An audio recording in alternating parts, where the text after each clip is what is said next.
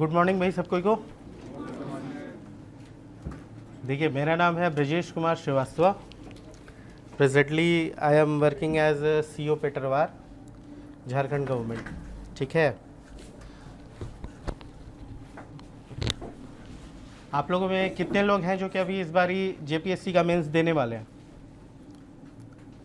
Very good. और कितने लोग ऐसे हैं जो कि ऑलरेडी मेंस दे चुके हैं, कभी दिए हैं, मतलब यूपीएससी का, जेपीएससी का आपने दे रखा है? कौन सा? लास्ट 6 जेपीएससी जो हुआ था उसका मेंस दिया था। Very good. और किसी को मेंस लिखने का एक्सपीरियंस नहीं है? चलिए कोई बात नहीं। देखिए, हम लोग स्टार्ट करेंगे इसमें 3-4 चीज़ों से। पहला चीज़ जो हमारा बेसिक होगा वो कैसे चलता है भाई? हाँ, सॉरी। पहले हम लोग स्टार्ट करेंगे कि जेपीएससी मेंस में हमारा आंसर राइटिंग कैसा होना चाहिए। अगर जैसा अभी शेड्यूल है उसके हिसाब से अगर मेंस कंडक्ट होता है तो आपके पास अभी बहुत कम टाइम बचा है मेंस के लिए पूरी तरह से प्रिपरेशन करने का। ठीक है, इसमें आप एक ही 2 तरीका है जिससे कि आप एज ले सकते हैं, जो कि बहुत अच्छे से प्रिपेयर किया हुआ हो। जैसे मैंने जब मेंस निकाला था तो ऑलरेडी मैंने 4 यूपीएससी मेंस दे रखे थे, तो मुझे मेंस लिखने का आइडिया था, उतना डेप्थ नॉलेज भी था, स्ट्रैटेजी भी थी, सब कुछ था। तो जेपीएससी मेंस का उतना तैयारी ना करने के बावजूद मैं क्लियर कट लिख सकता था, पेपर कंप्लीट होता था, आंसर्स पता होते थे, स्ट्रैटेजी मेरे को आती थी। लेकिन अभी जबकि आपके पास टाइम नहीं है, कम टाइम बचा है, बहुत लोगों ने, जो आप लोगों ने ऑब्वियसली प्रीलिम्स निकाला है तो नॉलेज आपको होगा, और जो प्रीलिम्स रिलेटेड नॉलेज होता है, फैक्चुअल नॉलेज, वो सब काफ़ी होगा। तो उस तरफ मैं नहीं सोच रहा हूँ, मैं ये बस सोच के आपको अभी स्ट्रैटेजी बताना चाह रहा हूँ कि अगर आपको थोड़ा कम भी ज्ञान है मेंस के हिसाब से, क्योंकि आपके कंपटीटर को आपको नहीं पता है कि वो कितना अच्छा जानता है। हो सकता है कि आपका जो कंपटीटर हो वो कोई मेरे जैसा लड़का हो जो कि बहुत बारी मेंस लिखा हुआ हो, अच्छे से जानता हो, सब कुछ जानता हो। तो आप इन 10 दिनों में उसके साथ कैसे compete कर सकते हैं मेंस के लिए, ठीक है ना? तो अब इसमें सबसे पहला बेसिक चीज़ होता है कि जितना भी पेपर आएगा, हमारे पास 4 जनरल स्टडीज़ के पेपर होंगे, लैंग्वेज पेपर होगा, हिंदी इंग्लिश होगा। तो हिंदी इंग्लिश और लैंग्वेज पेपर के बारे में मैं ज़्यादा फोकस नहीं करने वाला हूँ। मैं बस अभी ये बता रहा हूँ कि पहला जो हमारा पेपर होगा जीएस का, दूसरा जीएस, तीसरा जीएस, चौथा जीएस। जीएस में जितने भी क्वेश्चन आएंगे, आपको पहला सबसे फोरमोस्ट चीज़ है कि आपको 100% ऑफ द क्वेश्चन अटेम्प्ट करना चाहिए। अगर जिन लोगों की प्रैक्टिस नहीं है तो उनको 1-2 टेस्ट पेपर अभी लिख लेना चाहिए कि 100% क्वेश्चन आप उस 3 घंटे में अटेम्प्ट कर पाएँ। राइटिंग स्पीड, अच्छा, कितने लोगों को लगता है कि हैंड राइटिंग मैटर करता है एग्जाम में, मेंस में? 3 लोगों को लगता है, बाकी लोगों को नहीं लगता है कि हैंड राइटिंग मैटर करता है। इतना है कि समझ जाएगा सर। मैटर करता है कि नहीं आपका सिलेक्शन, नहीं सिलेक्शन में? बड़ा सिंपल समझ लीजिए कि अगर सिलेक्शन में ना मैटर करे लेकिन आपके रैंक में तो गारंटी मैटर करेगा, और जिनका लोअर रैंक होगा उनका सिलेक्शन में भी मैटर करता है। ठीक है ना? ये बड़ा सिंपल है ना। हम लोग मार्केट जाते हैं या कोई भी चीज़ खरीदते हैं, देखते हैं, खाते हैं, फर्स्ट इंप्रेशन ही हम देख के चूज़ करते हैं। हमको अगर कोई चीज़ देखने में ही अच्छा नहीं लगेगा, मैं बचपन से कभी दही बड़ा नहीं खाता था, घर में हमेशा बनता था, बहुत टेस्टी बनाती थी मम्मी, बट मेरे को वो देखने में ही पसंद नहीं था कि मैंने कभी ट्राई भी करा हो। तो आपको देखने में ही कोई चीज़ नहीं पसंद आएगी। अब मान लीजिए मेरे सामने आप सब कोई का पेपर दे दिया जाए, मैं क्वेश्चन पेपर आपका आंसर शीट जब देखूंगा तो ऑब्वियस है कि मैं पहले उन्हीं को देखूं, मतलब फर्स्ट इंप्रेशन जो लगेगा कि बड़ा साफ सुथरा सुंदर राइटिंग है, ऑब्वियस है पहला इंप्रेशन अच्छा जाएगा। दूसरा चीज आप देखेंगे कि कंटेंट कितना है, तो मैटर करता है। अब इसमें ये नहीं बोल रहा हूं कि आप 30 दिन या 20 दिन 10 दिन में अपना हैंडराइटिंग सुधार लीजिए, उतना आसान नहीं है। लेकिन जब आपके पास स्पेस दिया हुआ है काफ़ी, तो आपको अपना स्ट्रक्चरिंग ऐसा करना चाहिए आंसर्स का कि आपकी ख़राब राइटिंग या फिर जो एवरेज राइटिंग है वो दिखने में अच्छी लगे। बहुतों की राइटिंग सुंदर नहीं होती, लेकिन आपको स्पेसिंग, स्ट्रक्चर, हम उसको सब हेडिंग्स में तोड़ तोड़ के आंसर्स लिखेंगे ताकि मेरा राइटिंग उसको अच्छा लगे, उसको साफ सुथरा दिखना चाहिए। हम जो डायग्राम्स बनाते हैं वो कैसे बना रहे, सारी चीज़ें मैटर करती हैं।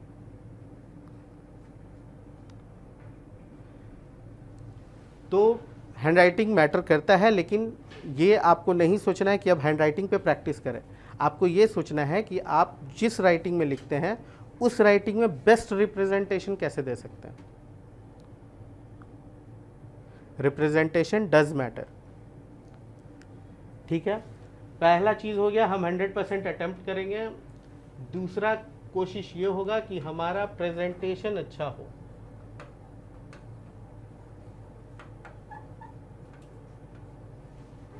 प्रेजेंटेशन अच्छा कैसे कैसे हो सकता है, किसी भी चीज़ को स्ट्रक्चर वाइज लिखने से, कहीं कहीं अंडरलाइनिंग करने से। हालांकि उससे कोई खास अंडरलाइन से ज़्यादा मैटर नहीं करेगा, लेकिन स्ट्रक्चर होना बहुत ज़रूरी है कि एग्जामिनर को एक बार में दिखे कि आप क्या बोलना चाहते थे। वो सारी चीज़ें पेपर मतलब आपके पेपर में दिखाई दे रही हैं कि नहीं दे रही हैं। तीसरा सबसे इम्पॉर्टेंट चीज़ इसमें आता है डायग्राम्स।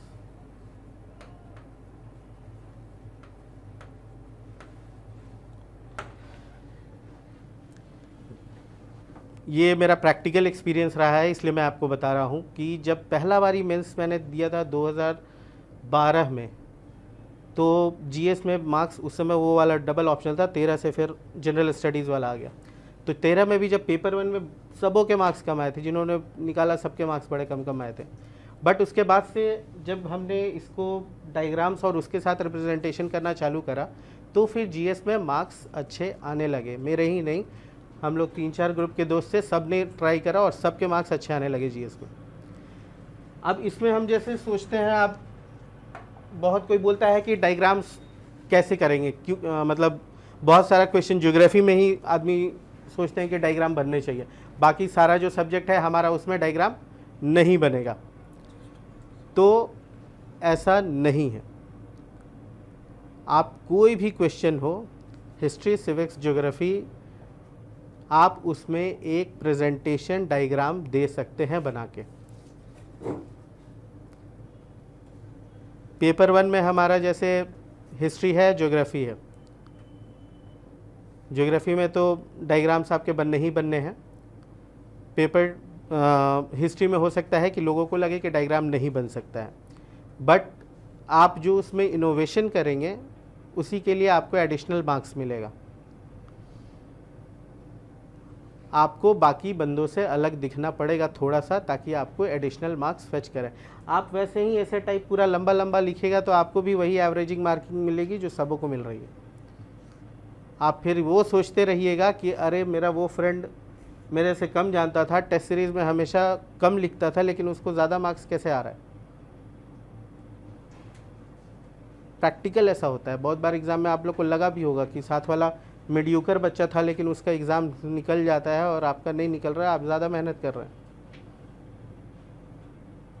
तो थोड़ा सा आपको एटीट्यूड में चेंज लाना पड़ेगा, आपको थोड़ा सा प्रेजेंटेबल दिखाना पड़ेगा। अब बड़ा सिंपल सा एग्जांपल ले लीजिए कि कोई भी सब्जेक्ट ले लेते हैं, बताइए कोई भी सब्जेक्ट बोलिए, जीएस का, ज्योग्राफी में तो मैप्स बनते ही हैं। हाँ, हिस्ट्री का कोई पार्ट लेते हैं। मान लीजिए आपसे बोला कि 1857 रेवोल्यूशंस के बारे में कि कैसे बनता है। मैंने भी कभी उस पर डायग्राम्स नहीं बनाया था, मान लीजिए आपको बोल ही दिया, तो आपको क्या करना है, छोटा सा एक हम, अरे सॉरी, इरेज कैसे हो गया, ये पूरा ही इरेज हो गया।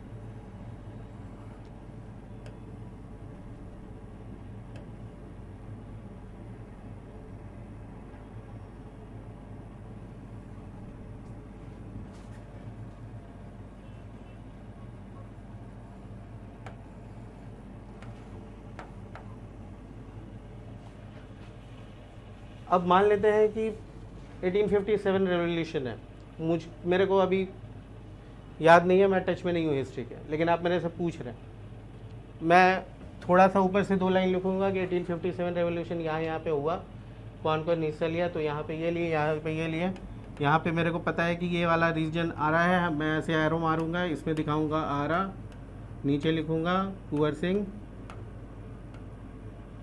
ये वाला रीजन दिखाऊंगा, इसको लिखाऊंगा Delhi, so and so forth, हम उस चीज़ को रिप्रेजेंट करेंगे। इसको एक छोटे से डब्बे, अब आपको ये और क्या क्या फ़ायदा दे रहा है डायग्राम बनाना। अभी जैसा हम पैटर्न देख रहे हैं जीएस का, आपको 4 लॉन्ग क्वेश्चंस आ रहे हैं जिसमें कि 2 अटेम्प्ट करना है, 40-40 मार्क्स का क्वेश्चन है। और अगर हम पढ़ेंगे क्वेश्चन तो बहुत सारा क्वेश्चन ऐसा है सब्जेक्टिव नेचर का जो आपको लगता है कि 40 नंबर में क्या लिखेंगे इतना, मतलब वो एक पेज में आपका आंसर ख़त्म हो जाएगा, लेकिन आपको उसमें 40 मार्क्स लाने हैं। तो हम पर 10 मार्क्स ये सोचते हैं कि आपको एक पेज लिखना चाहिए, तो 40 मार्क्स का अगर क्वेश्चन है मतलब आपको 4 पेज लिखना चाहिए। एग्जामिनर तभी समझेगा कि आप कुछ लिखे हैं। हाँ, मतलब एक साइड आपका 1 पेज, पीछे साइड 2 पेज, पीछे साइड 3 पेज। तो आपको वो कैसे आप कीजिएगा, आप मैप्स के थ्रू कर सकते हैं। अगर आपको लगता है कहीं कि अब इसमें हम क्या लिखें, तो आप 2-4 मैप्स बना सकते हैं जो कि आपको मार्क्स लाने में मदद करेगा। ज़रूरी नहीं कि मैप मतलब कि आप यही बनाएं। हम जैसे आप पढ़ रहे हैं तो आपको बेसिक्स बहुत सारी चीज़ों, मान लेते हैं संथाल रेवोल्यूशन, आप रिलेटेड कुछ क्वेश्चन दे दिया हिस्ट्री, आपको जानकारी है कि संथाल रेवोल्यूशन कब हुआ, 55-56 से हुआ या फिर कहाँ से निकला, कहाँ से नहीं निकला। हम एक छोटा सा बढ़िया सा झारखंड का मैप बनाएंगे, ठीक है, ऑलमोस्ट झारखंड टाइप का मैप है। इसमें अब हम शो करेंगे चीज़ों को कि भाई ये हमारा संथाल परगना हो गया। आपको, आपने प्रीलिम्स क्वालिफाई किया तो आपको बेसिक सारी नॉलेज है, आपको बस उन चीज़ों को दिखाना है कि आपको वो नॉलेज है और आप रिप्रेजेंट कर सकते हैं। आपको संथाल से रिलेटेड कुछ भी क्वेश्चन पूछा या झारखंड से कुछ भी रिलेटेड क्वेश्चन पूछा, आपको एक बढ़िया सा मैप बनाइए। बढ़िया सा नहीं भी बने तो कोई दिक्कत नहीं है, मैप बनना चाहिए, सामने वाले को समझ में आना चाहिए कि झारखंड। अगर उसको नहीं भी समझ में आता है तो आप नीचे लिखते हैं, है ना, कि क्या मैप बनाए हैं और उसमें क्या दर्शाए हैं। कोई क्वेश्चन आ गया ग्लोबलाइजेशन का, मान लेते हैं कि ये आपका इतना बड़ा सा A4 शीट है। अच्छा, अब डायग्राम बनाने से आपको और एक फ़ायदा ये है कि पहले जैसे यूपीएससी मेंस देता है आदमी, तो उसमें क्वेश्चन पेपर लिमिट हो गया है। लिमिट इन द सेंस कि 2013 का मेरा एक्सपीरियंस था, बड़ा यहाँ पे क्वेश्चन था और ये स्पेस खाली था। मैंने पीछे पलट के देखा ही नहीं कि पीछे है कि नहीं है। मैंने बड़े मज़े से थोड़ा सा बड़ा सा डायग्राम बनाया, लिखना चालू किया, पेपर पलटे तो फिर पीछे कुछ था ही नहीं। तो वहाँ पे जो ज्योग्राफी के बंदे थे उन लोगों को थोड़ा नुकसान हो रहा था, क्योंकि हम अपने पूरी तरह से खुद को एक्सप्रेस नहीं कर पा रहे थे पेपर में। लेकिन यहाँ पे आपको उस चीज़ का कमी नहीं है, तो आप पूरी तरह से खुद को एक्सप्रेस कर पाते हैं। कोई ग्लोबलाइजेशन का क्वेश्चन है, A4 शीट है आपके पास, अब आप कुछ लिख रहे हैं, थोड़ा सा इसमें एक लीजिए रास्ता इतना, और यहाँ पे हम एक छोटा सा वर्ल्ड का मैप बनाएंगे।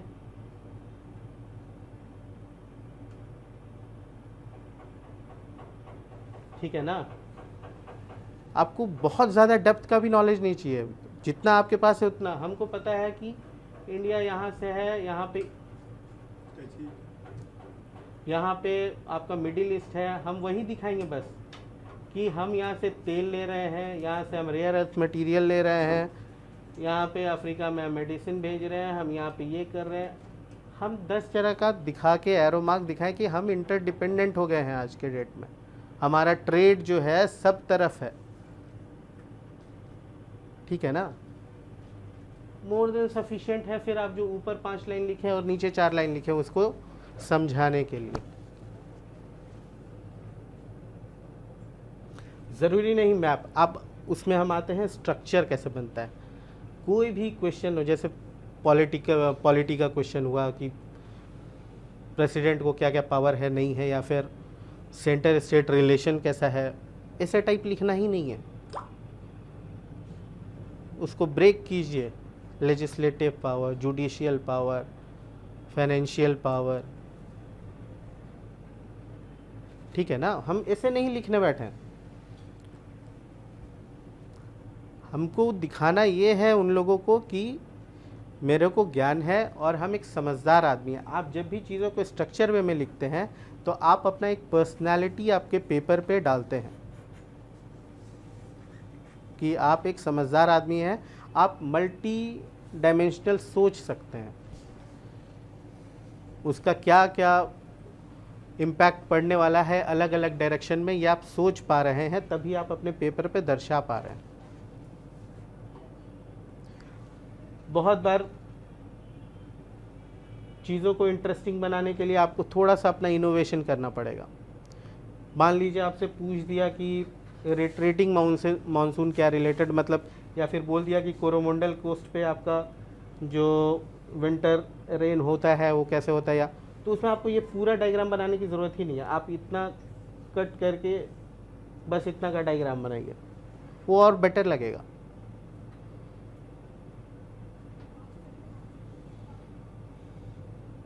ठीक है ना। तो ये बहुत ज़रूरी है कि अब वही लिमिट ऑफ स्पेस नहीं है तो आप डायग्राम्स को अपने मनचाहे तरीके से यूज़ कर सकते हैं एक्स्ट्रा मार्क्स फेच करने के लिए।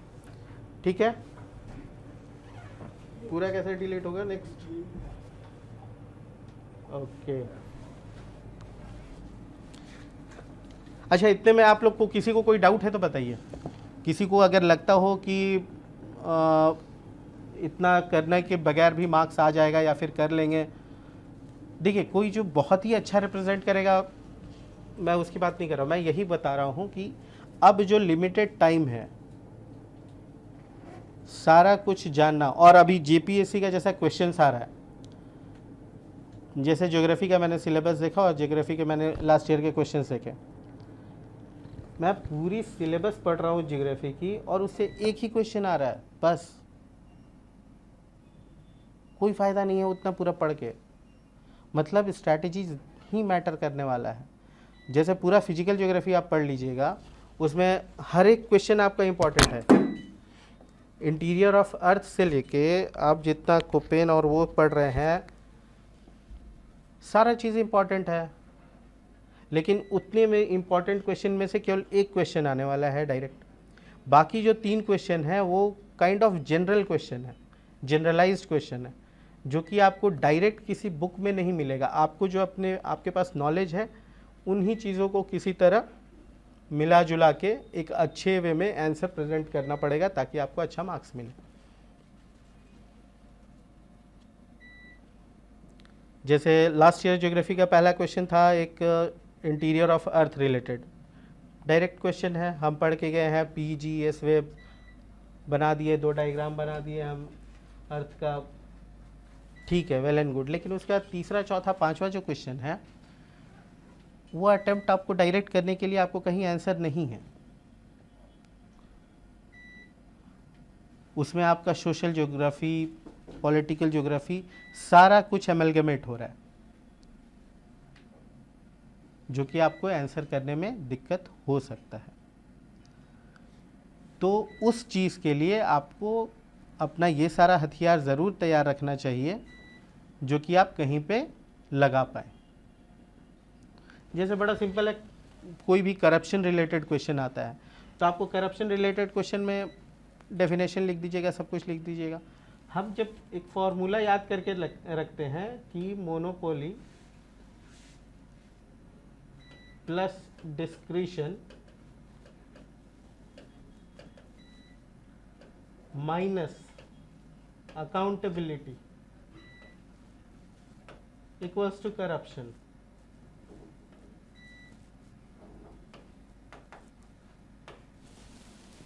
तो अब हम करप्शन के बारे में पूरा एक लंबा ऐसे नहीं पढ़ने वाले हैं। हमसे जब भी करप्शन पूछेगा हम 2-4 एग्जाम्पल देंगे, उसको बताएंगे कि ये क्या होता है, ये क्या होता है, और अकाउंटेबिलिटी उसमें अगर नहीं होता है दैट लीड्स टू करप्शन। किसी भी चीज़ में हम अगर उसका अकाउंटेबिलिटी हटा देते हैं, कोई भी जो हमारा गवर्नमेंट सर्वेंट है या फिर जो भी आदमी है, उसकी जो ड्यूटी है, उससे जो जिसको वो अकाउंटेबल है, अगर उसका अकाउंटेबिलिटी ख़त्म कर दे रहे तो वो कुछ भी कर सकता है। डिस्क्रिशन उसके डिसीजन मेकिंग क्वालिटी, मतलब इंडिपेंडेंसी है, वो अपना डिसीजन ले रहा है। अगर हम किसी, मान लीजिए जैसे आप लोग का कोई सर्टिफिकेट बनाना है तो उसमें कंडीशन दिया हुआ है ना, रूल रेगुलेशन बनाए हुए हैं सरकार ने कि इन रूल रेगुलेशन के आधार पे ही सर्टिफिकेट बनना है। अगर सरकार वो रूल रेगुलेशन हटा लेती है तो फिर तो मेरी मर्जी पे है ना। आपसे मेरा रिलेशन ठीक है तो हम आपका सर्टिफिकेट बनाएंगे, आपसे रिलेशन ठीक नहीं है हम आपका सर्टिफिकेट नहीं बनाएंगे। That will lead to corruption.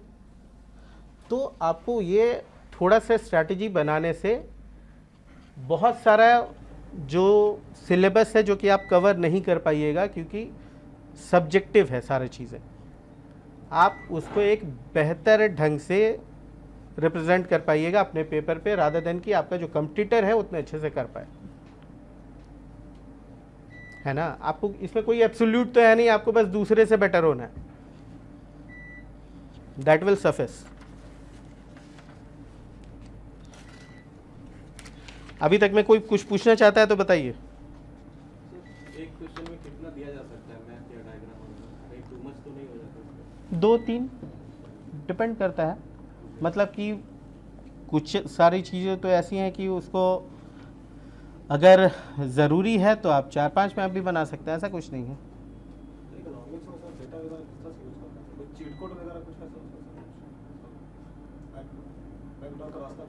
देखिए, हाँ वही चीज़ बता रहे हैं। अब इकोनॉमिक्स, जैसे इकोनॉमिक्स में आप लोग इकोनॉमिक सर्वे पढ़े होंगे, सब कोई प्रीलिम्स के पहले भी पढ़े होंगे, ढंग से अगर तैयारी किए होंगे तो इंडिया रिलेटेड डेटा, झारखंड का हो सकता है मटेरियल कम हो, लेकिन इंडिया रिलेटेड मोस्टली डेटा तो सब कोई को पता होना चाहिए। बड़ा सिंपल, इकोनॉमी में भी एग्जैक्ट फैक्ट बेस्ड नहीं आएगा। हमको लगता है, मान लीजिए एग्रीकल्चर रिलेटेड क्वेश्चन आता है कि एक बार ये हम लोग जब 2000 उस समय दे रहे थे तो झारखंड JPSC में ही एग्रीकल्चर पे एक क्वेश्चन आया था, उसमें था कि झारखंड में वेजिटेबल्स वगैरह और ये सब जो है इसका कैसे डेवलपमेंट हो सकता है। तो उसमें मैंने 2 डायग्राम बनाए थे। एक हम बनाए थे बार डायग्राम कि हमारा उस समय प्रोडक्शन कितना था, बाद में प्रोडक्शन कितना था, और दूसरा कि स्पेशियल लोकलाइज, मतलब झारखंड का मैप देके कि हमारा जो प्रोडक्शन है उसका कंसंट्रेशन कैसे है, मिनरल रिलेटेड या वो सारी चीज़ें। तो डेटा अगर आपको जानकारी है तो आप किसी भी तरह से पाई चार्ट यूज़ कीजिए, बार डायग्राम यूज़ कीजिए, लाइन ग्राफ यूज़ कीजिए, आप उससे उसको दिखा सकते हैं। और एक चीज़, मेंस में आपको बहुत ज़्यादा डेटा नहीं भी पता है तो कोई ख़ास फ़र्क नहीं पड़ेगा। आपको बेसिक क्लियर होना चाहिए, आपका ओपिनियन सही होना चाहिए कि क्या होना है। Basic clear in the sense कि आपका कॉन्सेप्ट क्लियर होना चाहिए इकोनॉमिक्स में, कि जो क्वेश्चन पूछ रहा है वो आप सही से आंसर कर पा रहे हैं या नहीं।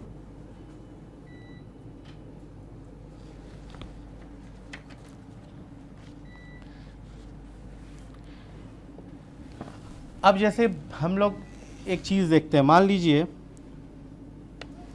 हम पॉलिटी कल या परसों या 2-3 दिन बाद हमारा एग्ज़ाम है मेंस का।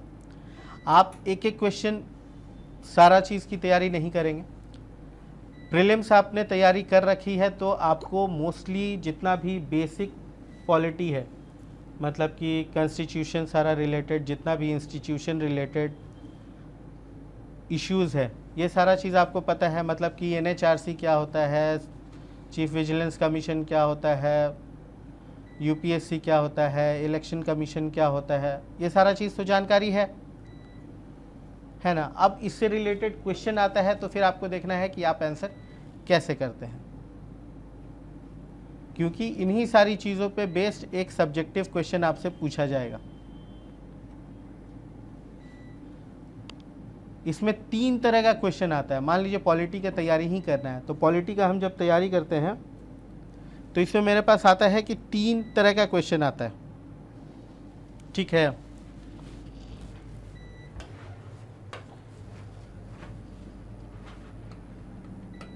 पहला होता है इंस्टीट्यूशनल बेस्ड,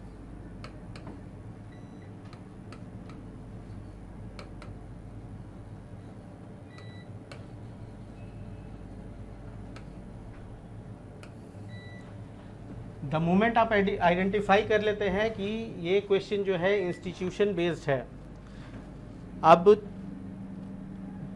2 या 3 घंटे में आपको सारा पेपर अटेम्प्ट करना होता है, तो आप बहुत बारी हैप-हैज़ार्ड वे में आंसर करने लगते हैं, जो कि सही ढंग से नहीं जाता और एग्जामिनर आपको एक एवरेज मार्क्स देके ख़त्म करता है। हो सकता है कि अंदर में आपने कुछ कंटेंट अच्छे भी लिखे हों। तो जब भी इंस्टीट्यूशनल बेस्ड क्वेश्चन आता है तो आपको सबसे पहले पता होना चाहिए कि आंसर है, सबसे पहले उसका मैंडेट लिखना।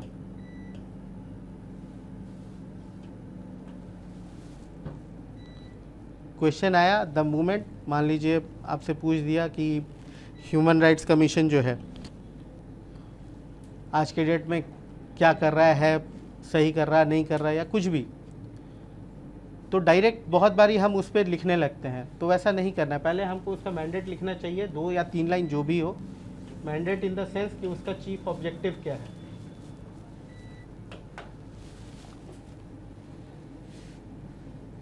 ठीक है, हम जब चीफ ऑब्जेक्टिव लिख देते हैं तो फिर हम उसके बाद दूसरे पॉइंट पे आएंगे उसका, कि उसमें जो अपॉइंटमेंट्स होता है वो कैसे होता है। इलेक्शन होता है, रिटायर्ड जज को रखते हैं, किसको रखते हैं, कितने मेंबर होते हैं, ये सारी चीज़ें। ये आपको चूँकि प्रीलिम्स में नॉलेज है, इसलिए अभी ये पढ़ाने का चीज़ नहीं है कि हम आपको पढ़ाएंगे। हम आपको बेसिकली आइडिया बता रहे हैं कि लिखना क्या है और आंसर कैसे आएगा, तभी मार्क्स मिलेगा। उसके बाद आपको फंक्शंस बताना है, अपॉइंटमेंट्स,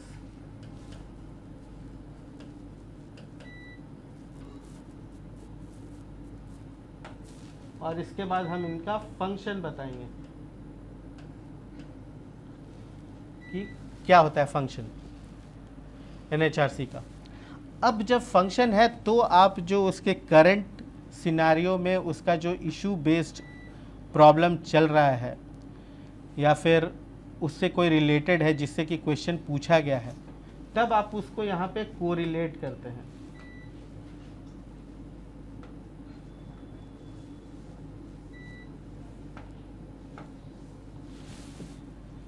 और कोरिलेशन करने के बाद फिर आप उसमें एक एंडिंग लिखते हैं अपना, कि आपके हिसाब से बेसिकली होना क्या चाहिए था। स्पेशल जो उसका मेंशन है उसमें क्या किया जा सकता था। तो ये है मान लीजिए इंस्टीट्यूशनल बेस्ड। अब हमारे दूसरा क्वेश्चन जो आ सकता है वो आ सकता है सेक्टर बेस्ड। जिन लोगों ने तैयारी ऐसे करी होगी ना सेक्टर बेस्ड, उनके लिए चीज़ें आसान हो जाती हैं। सेक्टर बेस्ड बोलने का मतलब ये है कि गवर्नेंस, जैसे गुड गवर्नेंस किसी सिलेबस में एक डायरेक्ट टॉपिक ही है, तो यहाँ पे हमारा गुड गवर्नेंस है, जैसे हेल्थ है, एजुकेशन है, ये सारा सेक्टर बेस्ड क्वेश्चन है। आपने अगर पहले ही कभी नोट्स बना के तैयारी की होगी ना, कि क्वेश्चन कुछ भी आए, आंसर हमको ये चिपका देना है, क्योंकि ये हर बार एक क्वेश्चन आना ही आना है। अब जैसे जेपीएससी का एग्ज़ाम दे रहे हैं, तो जेपीएससी में चारों पेपर में से किसी एक पेपर में लिख के रख लीजिए कि हमारा ट्राइबल ग्रुप या एसटी एससी से रिलेटेड एक क्वेश्चन आना है। अब जब आपको पता है कि एक क्वेश्चन आना है, तो आप पहले से तैयारी करके क्यों नहीं रख रहे कि इसके लिए हमारे पास प्लान क्या है, क्या क्या नया योजना या कोई सेंट्रल योजना है जिसको हम ला रहे हैं, मिनिस्ट्री में क्या चल रहा है नहीं चल रहा है, इसको तो हमको रेडी करके रखना है। अब जब हम सेक्टर बेस्ड में ही आते हैं, तो सेक्टर बेस्ड में ही अब हमको पता चल गया कि हेल्थ है, क्योंकि आप इंडिविजुअली एक एक का तैयारी नहीं कर सकते लिमिटेड टाइम में। हेल्थ है, एजुकेशन है, गवर्नेंस है, सॉरी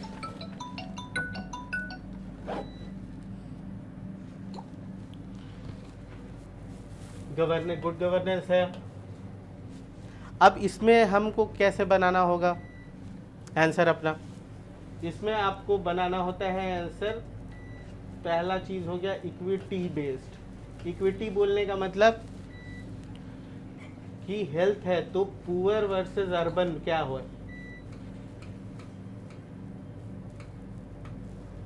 एग्जामिनर यही सब आपसे चाह रहा है बेसिकली। फीमेल वर्सेस मेल,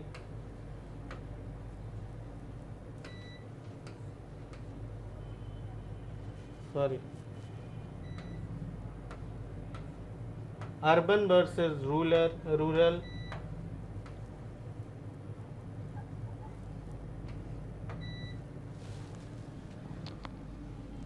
अब जब हमको पता है, अब मान लीजिए हम आपसे किसी से क्वेश्चन पूछेंगे हेल्थ रिलेटेड, तो आप हमको बता सकते हैं थोड़ा बहुत तो कि भाई एक आपको डायरेक्शन मिलेगा कि शहर एरिया में ज़्यादा हेल्थ सेक्टर हमारा अच्छा कर रहा है, रूरल एरिया में नहीं है, हमको उसको डेवलप करने का ज़रूरत है, उसमें कुछ लिंकेज प्रोग्राम हमारा चल रहा है नहीं चल रहा है, CHC PHC ये सारी चीज़ें। इसी में इक्विटी में आपका कास्ट आ जाता है। हाँ आइए, अब हम यहाँ पे उसको दिखा सकते हैं कि हमारा जो ST SC या ट्राइबल ग्रुप है उसको सारा कुछ प्रोवाइड करा पा रहे हैं कि नहीं कर पा रहे हैं। जैसे हम लोग डाकिया योजना चलाते हैं, जिसमें हम लोग डाकिया योजना में क्या करते हैं, किसी को जानकारी? सिंपल है, तो क्यों दे रहे हैं उनको, हम मुहैया करा रहे हैं। तो अब यहाँ पे आप उसको पॉलिसी को यहाँ पे डाल सकते हैं, जो भी आपको जानकारी है लिमिटेड या जो भी है आपको पता है कि उसी पॉलिसी के बारे में, तो आप उसको यहाँ पे इंक्लूड कर सकते हैं। मेंस में एक चीज़ बड़ा इम्पॉर्टेंट है कि आपको आंसर्स को सोसाइटी से अगर कोरिलेट कर पाते हैं, क्योंकि करना है काम आपको सोसाइटी के बीच में, तो उसमें एक आंसर क्राइटेरिया ये ज़रूर होता है कि अगर आप सोसाइटी से कोरिलेट करके अपना आंसर लिख पाते हैं तो आप एक मैच्योर आदमी ज़रूर समझे जाते हैं। ठीक है ना? तो हम इक्विटी बेस में जब यहाँ पे पॉलिसी और ये कर लेते हैं, तो आप उस चीज़ को भी अचीव कर लेते हैं कि एग्जामिनर का वो भी जो आपका ये है उसको कर लेते हैं। इक्विटी के बाद आता है एक्सेस।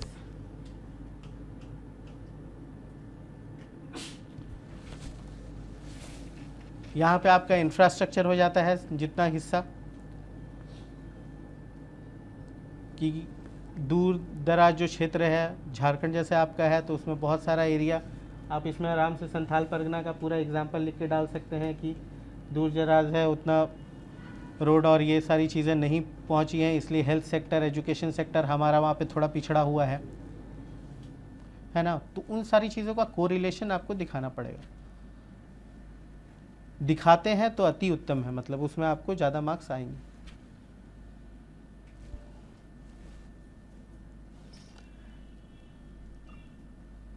इसमें फिर आपका आता है कि इसमें की प्लेयर्स कौन कौन है इन्वॉल्व।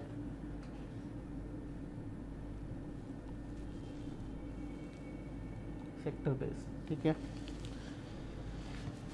स्कीम्स और इसमें जितना आप पढ़े होंगे प्रीलिम्स के लिए उसको भी इसमें डाल सकता है। तो ये हो गया हमारा 2 चीज़। अब इसके बाद हम लोग करेंगे कि 2 हो गया हमारा इंस्टीट्यूशनल बेस्ड, सेक्टर बेस्ड। अब हम लोग इसमें देखेंगे इशू बेस्ड।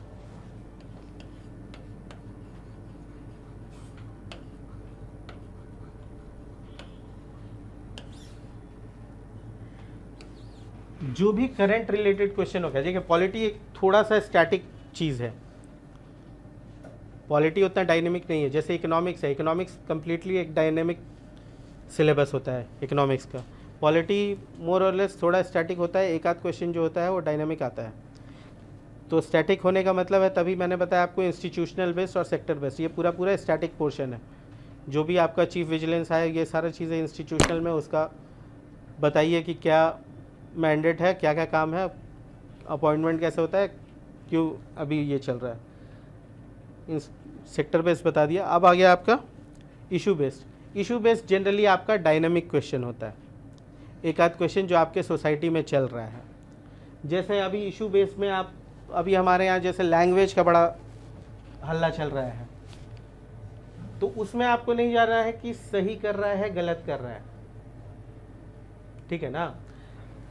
आप जीपीएससी दे रहे हैं तो गवर्नमेंट सर्वेंट बनने के लिए दे रहे हैं, एक सिविल सर्वेंट बनना चाह रहे हैं, तो आप सिविल सर्वेंट बनना चाह रहे हैं तो आपका ओपिनियन, पर्सनल ओपिनियन कभी भी आंसर में वैसे नहीं दिखना चाहिए। एक उसको जस्टिफाइड वे में, बैलेंस्ड वे में आपको दिखाना, ये तो सब कोई जान रहा है वैसे। तो इशू बेस्ड क्वेश्चन में जैसे होता है, तो ये आपका आता है करंट इवेंट से।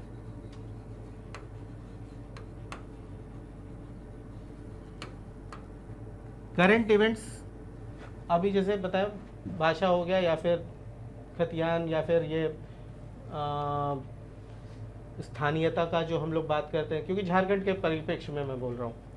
तो अब करंट इवेंट्स में जब क्वेश्चन आता है तो सबसे पहला इंपॉर्टेंट चीज़ होता है आपको ये पता करना कि क्वेश्चन आया क्यों है एग्जाम में। मतलब कि सोसाइटी में ऐसा कौन सा इश्यू हो रहा है जिसकी वजह से ये क्वेश्चन मैम से पूछा जा रहा है। द मोमेंट आप निकाल लेते हैं कि कौन सा क्वेश्चन किस वजह से पूछा जा रहा है, तो फिर आपको उसको साइट करते हुए लिखना होता है कि हाल के कुछ दिनों में ये इशू चल रहा है, जिसमें कि ये मतलब उसका एक संबोधन टाइप, उसका एक बेसिक चीज़ लिख देना है कि ये इशू था। उसके बाद आपको उसका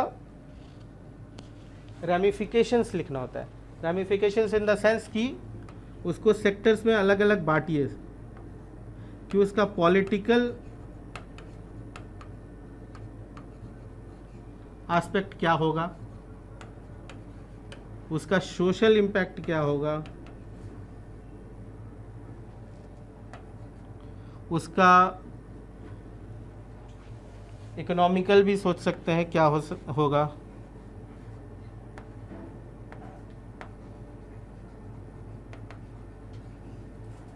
जैसे मान लेते हैं हम ये बोलते हैं कि भाषा वाला कोई क्वेश्चन आ गया इस बार आपको कि क्या आपके हिसाब से सही लगता है कि लैंग्वेज जो अभी हटा दिया गया या फिर सो एंड सो लैंग्वेज हटा दिया गया, तो आप बताइए कि क्या है, सही है गलत है, क्या लिखिएगा कोई भी। सर वहाँ पे जनसंख्या के आधार पर बात करेंगे कि कितने लोग क्या बोलने वाले हैं। अगर मान लीजिए जनसंख्या पॉपुलेशन है, सब कुछ लैंग्वेज की बात कर रहे हैं, अगर डाल दिया बुखारा में मौती अगर डाल दिया जाए तो उस आधार पर बात करेंगे कि अगर मान लीजिए कि 20% जनसंख्या कर रहे हैं तो जस्टिफाई करें, चलो ठीक है। लेकिन अगर वो पॉपुलेशन वो बोलने वाले लोग ही अगर वहाँ नहीं है और अगर हम आपको दे वो लैंग्वेज का, तो फिर नहीं हम ये आप ठीक बोल रहे हैं अपने हिसाब से जो बोल रहे हैं। मैं पूछ रहा हूँ कि क्वेश्चन आया कि recently so and so language has been removed after agitation among the people and students। आप क्या सोचते हैं? तो निकालना सही था गलत था? सही था सर। सही था। कैसे जस्टिफाई करेंगे? इस बात को हम लिख सकते हैं कि लैंग्वेज जो है किसी भी क्षेत्र के लिए उस क्षेत्र का डेवलपमेंट हो गया, अगर उसको प्रशासन में इंक्लूड करने का बात आ गया, इस तरह के मुद्दे में क्या होता है कि अगर भाषा जो है उस स्थान का पहचान दिलाने का काम करता है, और उस स्थान पे अगर भाषा ऐड करते हैं तो एक तरह से उसका संस्कृति और कल्चर को इफेक्ट करता है। तो इस आधार पर हम बोल सकते हैं कि वहाँ जो भाषा हटाया गया वो अच्छी बात है, एक अच्छी पहल है। जैसे वैश्वीकरण के जो प्रभाव जब आ चुका है पूरा वर्ल्ड में, झारखंड में या पूरा इंडिया में, तो भाषा ही संस्कृति एक जगह से दूसरी जगह हर जगह फ्लो कर रही है। उस बेसिस पे आज के ज़माने में भाषा ही आधार पे किसी क्षेत्र को बांटना या किसी भाषा को ज़्यादा प्रायोरिटी देना वो गलत है, क्योंकि अगर एक आदमी भी अगर उस भाषा को बोलने वाला अगर है तो उसके अधिकारों का हनन हो रहा है, या फिर इससे एक दूसरे की संस्कृति का आज के ज़माने में जो आदान प्रदान है वो रुक रहा है। देखिए, बड़ा ठीक है, सब कोई जो बोल रहे हैं कोई दिक्कत नहीं है। कभी भी ऐसा क्वेश्चन है ना, तो आपको सबसे पहला थंब रूल है कि अपना कॉन्स्टिट्यूशन को पहले साइड करना है, ठीक है, कि एज पर कॉन्स्टिट्यूशन क्या है, क्योंकि हमारा देश में सर्वोपरि कॉन्स्टिट्यूशन है। आपको पहले कॉन्स्टिट्यूशन को साइड कर देना है कि कॉन्स्टिट्यूशन के सो एंड सो सेक्शंस में ये सारी चीज़ें हैं जिसके तहत कि ये का हम लोग को सुविधा मिला हुआ है, ठीक है। अब उसमें जैसे आप बता रहे हैं लैंग्वेज रिलेटेड की, आप जैसे बोल रहे हैं कि उसमें उस अधिकार का हनन है, आप बोल रहे हैं कि पहचान मिल रहा है और ये मिल रहा है।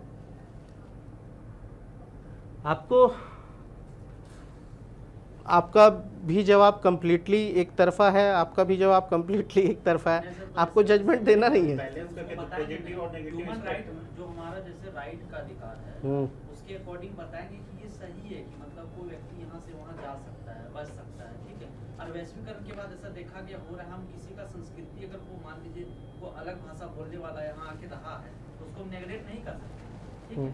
लेकिन अगर फिर इधर से देखेंगे जो नीति निर्देशक तो जो बोलता है कि हमको अपना ऐसा नियम बनाना है जो उस राज्य के लिए बेटर हो। अगर मान लीजिए उस क्षेत्र में वो अगर नहीं, देखिए हम कहीं ये नहीं बोल रहे, आप बड़ा सिंपल जैसे है, मान लीजिए आपको क्यों लैंग्वेज चेंज करने का मोटिव क्या था, एजेंडा क्या था?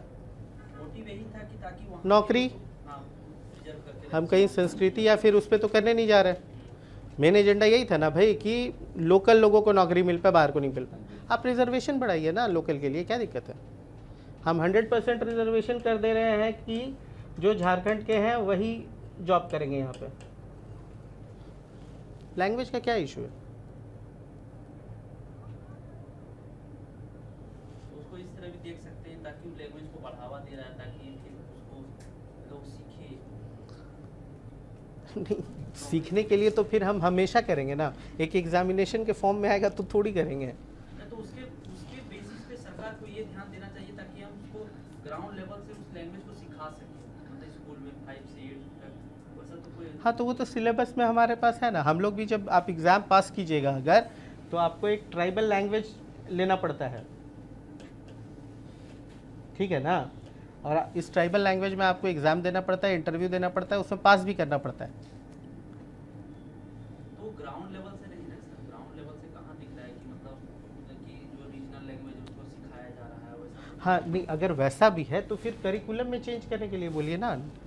एजुकेशन पॉलिसी जो है हमारा, हम लोग उसमें चेंज करेंगे, सिलेबस में ऐड कर देंगे।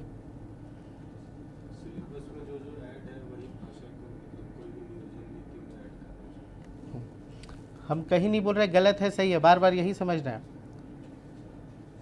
हम बस, आप तर्क जो दीजिएगा तो आपके अगेंस्ट में भी तर्क देगा।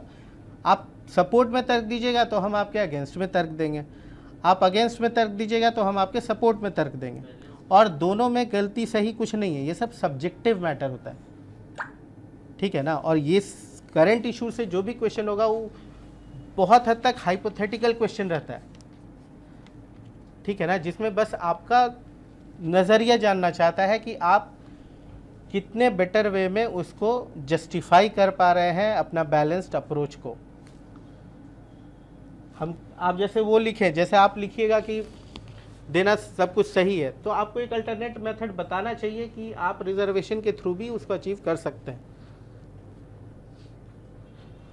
That is not the only way. अगर किए हैं तो अच्छा किए हैं, कोई दिक्कत नहीं है, लेकिन ये भी एक तरीका हो सकता है। कुल मिला के सर एनसीईआरटी में एक तरफा नहीं लिखना वो तो कॉमन चीज़ है, सब बच्चा जान रहा है कि आप जब सिविल सर्वेंट में एग्ज़ाम दे रहे हैं तो गवर्नमेंट के अगेंस्ट आपको लिखना भी नहीं चाहिए, होना भी नहीं है, क्योंकि आपको वही करना है ना। तो डिसीज़न गलती नहीं है, सही है, लेकिन और क्या क्या हो सकता था और बेटर वे में कैसे हो सकता था, ठीक है ना। हम लोग किसी भी एक आदमी भी अगर फ़ायदे में हो रहा है या फिर किसी एक आदमी को भी, क्योंकि ह्यूमैनिटी वही है, किसी को भी अगर फ़ायदा हो रहा है तो ठीक है। तो इशू बेस में ये होगा, रेमिफिकेशंस आप लिखेंगे पॉलिटिकल, सोशल, इकोनॉमिकल, कल्चरल भी लिख सकते हैं, जैसे आप बोले लैंग्वेज रिलेटेड कि कल्चरल क्या बेनिफिट होगा हमारे को, नहीं होगा। अब इसके बाद अगर आपको कोई भी सुप्रीम कोर्ट या हाई कोर्ट रिलेटेड जजमेंट, आपको कोई भी चीज़ें याद हैं तो आप उसको साइट कर सकते हैं। कभी भी कोई जजमेंट अगर किसी चीज़ से रिलेटेड है, मतलब जैसे एजुकेशन रिलेटेड या फिर किसी रिलीजन या फिर किसी इससे रिलेटेड अगर क्वेश्चन है और उसमें सुप्रीम कोर्ट हाई कोर्ट का रिसेंट कोई जजमेंट अगर आपको याद आता है, आप उसको लिखेंगे तो आपको 1-2 मार्क्स एक्स्ट्रा यहाँ पे ज़रूर मिल जाता है। तो हम पॉलिटी, अब जैसे यही है, तो अब हम पूरा पॉलिटी नहीं पढ़ रहे हैं, चूँकि हम प्रीलिम्स पढ़े हैं तो हमको इंस्टीट्यूशन सारा याद है कि क्या क्या था।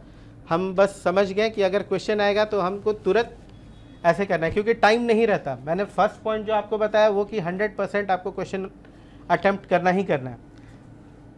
अगर आप 100% क्वेश्चन अटेम्प्ट नहीं करते हैं, इवन प्रीलिम्स में भी, बहुत पुराने ज़माने में होता था कि निगेटिव मार्किंग क्वेश्चन था, हम लोग सोचते थे कि 50% आ रहा है मार्क्स तो हमारा हो जाएगा, ऑब्जेक्टिव हो या सब्जेक्टिव। आज के डेट में वैसी बात नहीं है। अब आपका प्रीलिम्स में भी क्वेश्चन है तो आपका पहले तो अटेम्प्ट 80 to 90% होना ही है। इसके बाद हम देखेंगे कि आपका एक्यूरेसी कितना है और तब निकलेगा। तो अब जिन बच्चों ने 60% से ज़्यादा क्वेश्चन ही नहीं अटेम्प्ट किए तो वो तो 100% एक्यूरेसी लेके भी आएंगे तो नहीं होने वाला।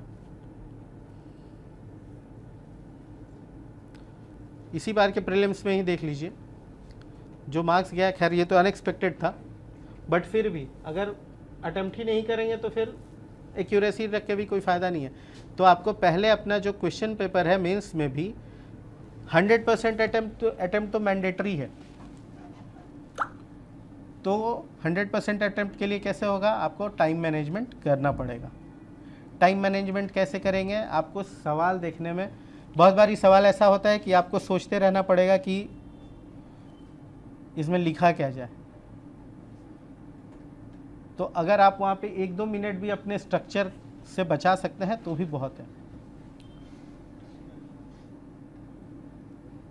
स्ट्रक्चर से ये भी पता चलता है कि आपको चीज़ों का जानकारी था। जैसे एक नॉर्मल बच्चा और कोई जो स्ट्रक्चर में आंसर लिखता है, दोनों को सेम क्वेश्चन पूछते हैं और उसको नहीं पता, उसको पता है, तो वो ऐसे टाइप लिखना चालू करेगा। वो उसको तो भी पॉलिटिकल, सोशल, इकोनॉमिकल एस्पेक्ट में बांटेगा, सब हेडिंग डालेगा, कुछ कुछ करेगा। तो एग्जामिनर उसी को मार्क्स देने वाला है जो स्ट्रक्चर वाइज लिख रहा है। तो पॉलिटी ऐसे लिख सकते हैं। उसी तरह हर एक सब्जेक्ट जो है आपका जीएस का, उसमें आपको इतना सारा हथियार ज़रूर है कि आप कम पढ़ाई में, कम पढ़ाई बोलने का मतलब ये नहीं है, उसका कोई शॉर्टकट नहीं है नॉलेज का, लेकिन चूंकि आप प्रीलिम्स में बहुत पढ़े होंगे इसलिए आई एम एक्सपेक्टिंग कि आपको वो सारा नॉलेज होगा। और अगर नहीं है तो 10 मिनट में तो 10 दिन या 20 दिन में तो बड़ा मुश्किल है कि उसको तब आप अचीव कर पाइएगा, ठीक है ना। दूसरा ये भी है कि आपको जो 40-40 नंबर का क्वेश्चन दे रहा है वो पूरे सब्जेक्ट के जो सिलेबस है उसका बहुत छोटा हिस्सा है, जिसके चलते आप पूरा सब्जेक्ट का इन डेप्थ नॉलेज लीजिएगा और आके सवाल देखेगा तो कोई डायरेक्ट क्वेश्चन आपके सिलेबस से नहीं है तो आपको लगेगा पूरा पढ़ना बेईमानी हो गया। लेकिन ये है कि आप जितना बेसिक पढ़े होंगे, जितना डेप्थ पढ़े होंगे, आप फिर अपने स्ट्रक्चर में उन सब चीज़ों को डाल के उसका सदुपयोग कर पाइएगा, ठीक है ना। इतना था हमारा कि इससे करने के लिए क्या बोलते हैं आंसर राइटिंग। अब इसमें किसी को कुछ पूछना है तो बताइए। आंसर राइटिंग में और कोई कुछ जानना चाहते हैं तो बताइए। राइटिंग किसी की अच्छी नहीं है, लेकिन सजा सजा के लिखने का ज़रूरत नहीं है, लेकिन स्पेसिंग दे दे के लिखिए, क्योंकि पेपर का कमी नहीं है। तो थोड़ा कौन पूछ रहा है, हम नहीं देख पा रहे हैं। हाँ, क्वेश्चन का जैसे डिमांड रहेगा, ठीक है, उसके अकॉर्डिंग मेरा स्ट्रक्चर अगर नहीं बन रहा है, ठीक है, उसका सारा एस्पेक्ट नहीं आ रहा है, जैसे हर एस्पेक्ट को देखना है, जैसे क्वेश्चन का डिमांड है, तो क्या करेंगे उस कंडीशन में? क्वेश्चन का कुछ भी डिमांड रहेगा, आप उसमें स्ट्रक्चर तो बना ही सकते हैं। कोई भी क्वेश्चन बोलिए, उसको हम स्ट्रक्चर वाइज तोड़ देंगे। जैसे सर पिछला बार जो क्वेश्चन पूछा था, हाँ। राइट टू इन्फॉर्मेशन को लेकर, हाँ, कि सूचना का अधिकार ये है और इसको कैसे मतलब, तो वो तो पता चल रहा है ना अब सर। जैसे सूचना का अधिकार है, मान लीजिए हम लोग आते हैं इसी में, सूचना का अधिकार चलेगा। इस पे आरटीआई एक्ट है, ठीक है ना, 2005 में आया था ना जी। Thank you. आरटीआई एक्ट का क्या क्वेश्चन था बताइए। सूचना का अधिकार, क्या सूचना किसमें कुछ था, मतलब रिलेट करके था। अब उसमें हम कैसे करेंगे, मान लीजिए सूचना का अधिकार है, तो सबसे पहले तो आपको आरटीआई एक्ट लिख देना है, कब आया कब क्या हुआ। अब उससे क्या क्या फ़ायदा होने वाला है, हम एम्पावर कर रहे हैं पब्लिक को, एम्पावरमेंट, ये मेरा एक सब हेडिंग हो गया। हम एम्पावरमेंट में लिखेंगे कि सब कोई को ये हो गया। दूसरा हम लिखेंगे ट्रांसपेरेंसी, ये दूसरा सब हेडिंग हो गया। इसमें हम लिखेंगे ट्रांसपेरेंसी हो गया। तो अब हमारा करप्शन वरप्शन को भी ये काउंटर कर पा रहा है, क्योंकि हर एक को अपनी जगह से अधिकार है, मतलब कि कोई डिस्क्रिशन बेस्ड काम नहीं कर सकता, उसको जवाब देना पड़ेगा। अकाउंटेबिलिटी बढ़ गया इसमें, गवर्नमेंट का जितना लोग है सबों का अकाउंटेबिलिटी बढ़ गया, क्योंकि उसको पब्लिक की तरफ अकाउंटेबल है, क्योंकि उसको जवाब देना है आरटीआई के तहत। अकाउंटेबिलिटी आ गया तो फिर हम जैसे वो अभी बताए, monopoly plus discretion minus accountability equals to corruption. आप यहाँ पे उस फार्मूला को डालिए।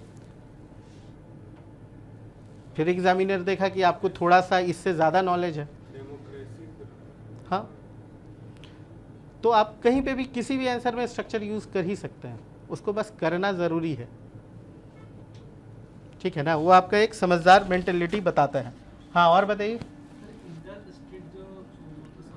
रिलेशन, हाँ, आलोचना करने के जैसे आगे की जो केंद्र है वो राज्य पर ज़्यादा दबाव बनाता है, या तो कभी कभी केंद्र जो एकात्मक हो जाता है, तो वैसे में मतलब केंद्र पर हमको ज़्यादा जोर देना या स्टेट? किसी पे नहीं।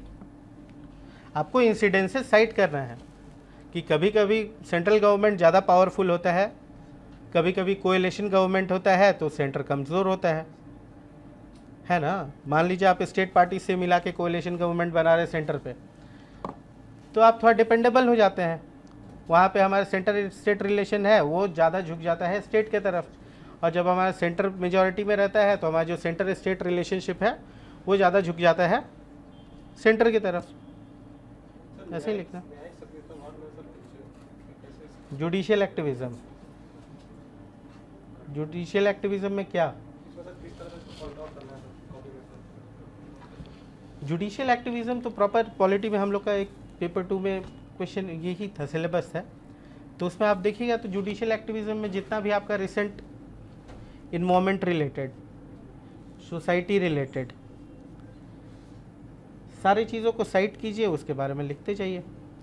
जैसे अभी महाराष्ट्र में कुछ दिन पहले इन्वॉल्वमेंट के लिए वो लोग पेड़ काट रहे थे, तो उसमें वो साइट किया, आप उसमें लिखिए judicial activism related to involvement based, social based. Social based में बहुत जगह पे जो हंगर और इससे रिलेटेड है, पोषण नहीं मिल पा रहा बहुत कोई को, वो चीज़ है, हर एक जगह मिलेगा आपको उसमें एग्जाम्पल।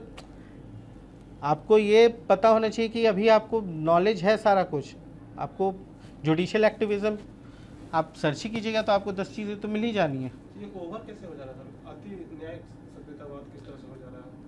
कॉन्ट्राडिक्शन जो हो जा रहा है गवर्नमेंट और ठीक है, उसमें भी बहुत सारा यही होता है। जब हम सेंटर स्टेट, ये जो हमारा सेंटर या स्टेट रूल्स रेगुलेशंस बना रहा है, एक्ट हो रहा है, हमारा जो सुप्रीम कोर्ट हो रहा है या फिर ये उसको सुओ मोटो बहुत बारी ले रहा है अपने पास। जुडिशियल एक्टिविज़म क्या है? जब हमारा जुडिशियरी का जो प्रॉपर काम है उस चीज़ से वो थोड़ा आगे बढ़ के सुओ मोटो डिसीजंस लेता है सोसाइटी बेस्ड या इनइक्वालिटी बेस्ड इश्यूज़ पे, यही है। अब इसमें कभी कभी जब उसकी ज़रूरत नहीं है तब भी वो सेंटर या स्टेट से रिलेशंस, मतलब सेंटर या स्टेट से जो कानून बन रहा है उस पर अपना ऑर्डर पास कर रहा है या उन चीज़ों को ले रहा है, वही जुडिशियल एक्ट ओवर रीच हो रहा है।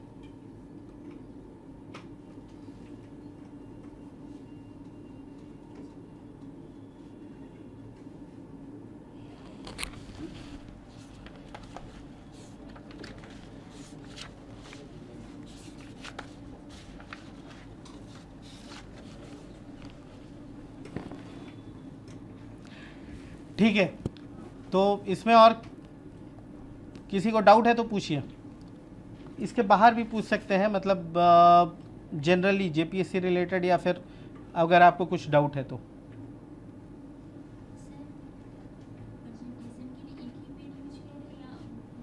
एक पेन, कोई दिक्कत नहीं उससे, आप कर सकते हैं, उतना टाइम है आपके पास तो कीजिए, नहीं तो कोई फ़र्क नहीं पड़ रहा उससे।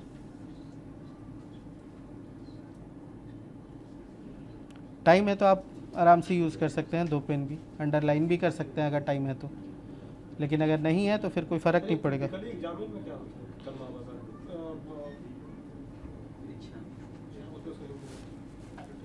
क्रिटिकली एग्जामिन में होता क्या है? क्रिटिकली एग्जामिन में जो हम लोग यूपीएससी के लिए तब से बात कर रहे हैं या फिर पब्लिक सर्वेंट के लिए, पॉजिटिव नेगेटिव बैलेंस्ड अप्रोच, यही है क्रिटिकली एग्जामिन। आपके पास अगर उतना नॉलेज है या फिर आपके पास उतना मटेरियल है कि दोनों के बारे में बराबर बराबर बांट सकते हैं तो बहुत बढ़िया।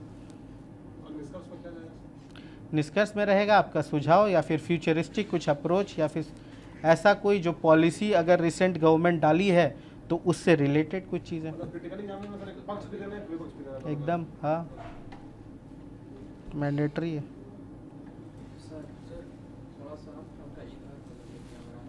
अच्छा, ठीक है, इसके बाद बेसिकली, हाँ पूछिए। हाँ, इस बार भी वैसा कुछ क्वेश्चन एक्सपेक्ट कर सकते हैं क्या? मतलब कैसे ये बड़ा अजीब सा बताया नहीं जा सकता है। जेपीएससी कुछ भी क्वेश्चन पूछ सकता है, कैसे बताएं कि इस बार वैसा क्वेश्चन आएगा कि नहीं आएगा? लिबरेशन अच्छा क्वेश्चन है वैसे। मान लीजिए लिबरेशन ऑफ बांग्लादेश वाला था, उसमें इंडिया का रोल पूछा है शायद, क्या था कैसा था, तो उसको आप कोई इसका तैयारी करके तो गया नहीं होगा। नहीं, तो वो सिलेबस में टॉपिक है एकदम। बेहतर तो बहुत बढ़िया, लिबरेशन ऑफ बांग्लादेश टॉपिक ही है सिलेबस में। तब तो लोग पढ़ के गए ही होंगे। मान लीजिए अगर नहीं पढ़ के गए होते तब ऐसा क्वेश्चन आता है तो फिर क्या करेंगे?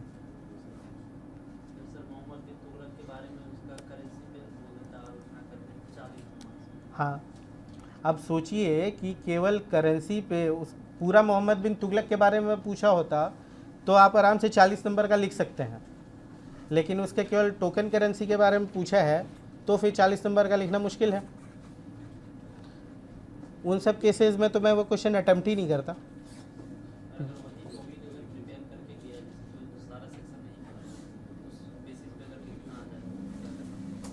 अगर वही तैयारी करके गए तो देखिए, एग्जामिनेशन में क्या होता है, आपको अपना बेस्ट देना होता है, ठीक है ना। मेरा बेस्ट ये नहीं है कि हम 100 पे 100 लाएंगे, हो सकता है मेरा बेस्ट 40 ही लाने का हो तो हम 40 लेके आएंगे, और क्या। उसका कहीं ये नहीं है कि उसमें ज़्यादा आएगा। जो आप तैयारी जब प्रिपेयर करके गए हैं तो फिर वही लिखना है। अगर हो गया हो तो फिर हम लोग आएंगे ज्योग्राफी पे, ठीक है। ज्योग्राफी पढ़े हैं आप लोग सब कोई? फिजिकल ज्योग्राफी पढ़े हैं? पिछले बार का क्वेश्चन जो आया था तो वो बना के देखे, मतलब उसमें कोई दिक्कत नहीं है। अब जैसे ज्योग्राफी है, आपको फिजिकल ज्योग्राफी से एक ही क्वेश्चन आना है, ऑब्जेक्टिव्स में समझ लीजिए 2 या 3 क्वेश्चन आएगा, ठीक है ना। इतना बड़ा सिलेबस है तो कैसे पढ़ रहे हैं?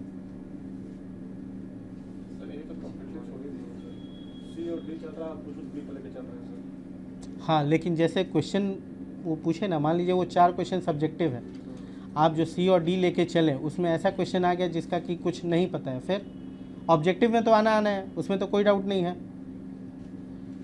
ऑब्जेक्टिव में तो 2 या 3 क्वेश्चन तो गारंटी आएगा, तो फिर वो तो छूटेगा। अगर आपको लग रहा है कि 40 मार्क्स करके है तो सफिशिएंट है, कोई दिक्कत नहीं है। लेकिन हमको लगता है कि ज्योग्राफी, फिजिकल ज्योग्राफी में अगर हम लोग 8 क्वेश्चन बना ले तो आप उससे जो 1.5-2 क्वेश्चन आएगा वो आराम से बना लीजिएगा। Interior of earth last year आ गया है तो इस बार ही आएगा नहीं, ठीक है। तो एक क्वेश्चन तो ऐसे ही ख़त्म हो गया आपका। दूसरा हम लोग आते हैं कि प्लेट टेक्टोनिक्स थ्योरी और आपका कॉन्टिनेंटल ड्रिफ्ट, इन दोनों पे बेस्ड एक क्वेश्चन आना ही चाहिए। नहीं भी आता है तो इससे रिलेटेड बाकी चीज़ें हो सकती हैं कि इंडियन ज्योग्राफी में आ जाए, हिमालय, ओरोजेनेसिस। हम जब प्लेट टेक्टोनिक्स पढ़ते हैं तो उसमें आपका जो कंस्ट्रक्टिव प्लेट मार्जिन होता है, तो कंस्ट्रक्टिव प्लेट मार्जिन में हमारा 3 तरह से ओरोजेनेसिस होता है।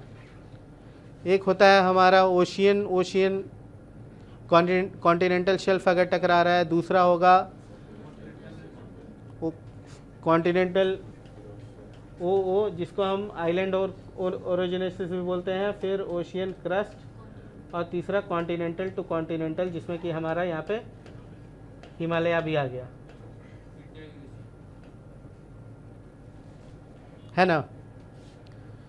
तो अगर कॉन्टिनेंटल ये प्लेट टेक्टोनिक्स पढ़ते हैं तो आप अपना 2 क्वेश्चन का तैयारी कर लेते हैं। अब इसमें भी आपको उतना इन डेप्थ पढ़ने का ज़रूरत नहीं है। कॉन्सेप्ट अगर आपका क्लियर होता है तो आपको उतना ज़्यादा डेप्थ में पढ़ने की ज़रूरत नहीं है, क्योंकि उतना ज़रूरत नहीं है। आपका सिलेबस का वो मतलब क्वेश्चन पेपर का वो डिमांड नहीं है कि आप उतना डेप्थ में पढ़ें। सिलेबस का डिमांड ये है कि आपका कॉन्सेप्ट क्लियर हो गया तो आप उससे संबंधित सवाल बना पाए। जब भी पूछ रहा है, मान लीजिए प्लेट टेक्टोनिक्स, आपको 2-4 चीज़ पता होना चाहिए बस।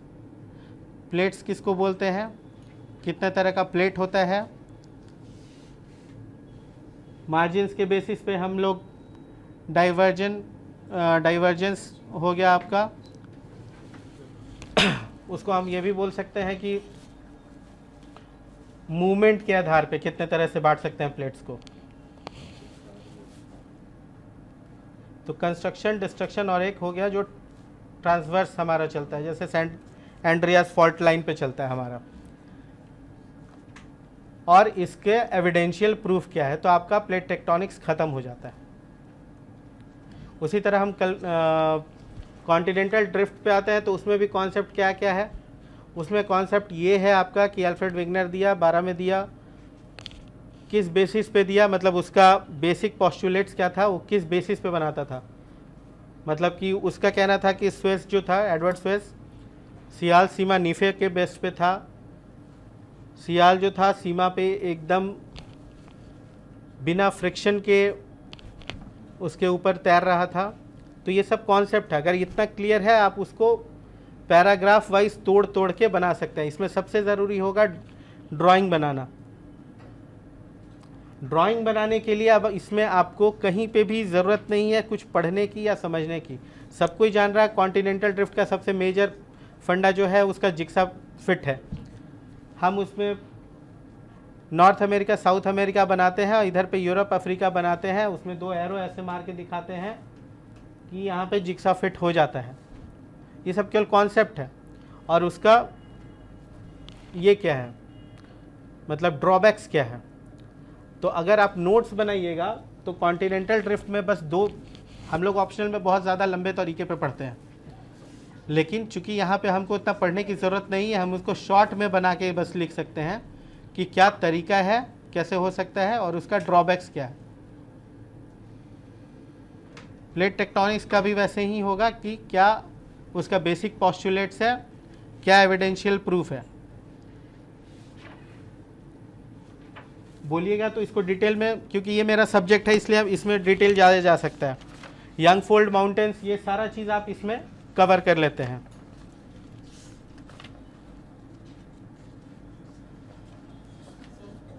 इस सेक्शन में जो है जो कोपेन का क्लाइमेट जो रूल है, एकदम देखिए, कोपेन में कुछ है नहीं ना, आपको पढ़ना नहीं है कोपेन। कोपेन सिलेबस में नहीं नहीं, मैं वो नहीं बोल रहा, सिलेबस में है लेकिन एक ही क्वेश्चन आना है, और अगर मेरे से पूछा जाए तो मेरे को लगता है उसका कम चांस है कि वो आएगा।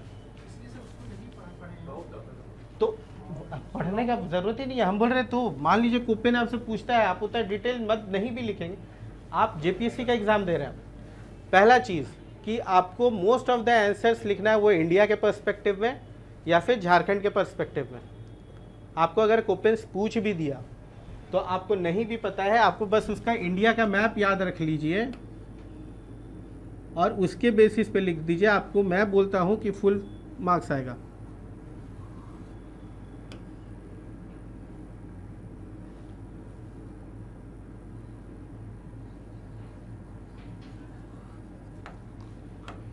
यहाँ पे हो गया AM, ये एक रीजन BSH,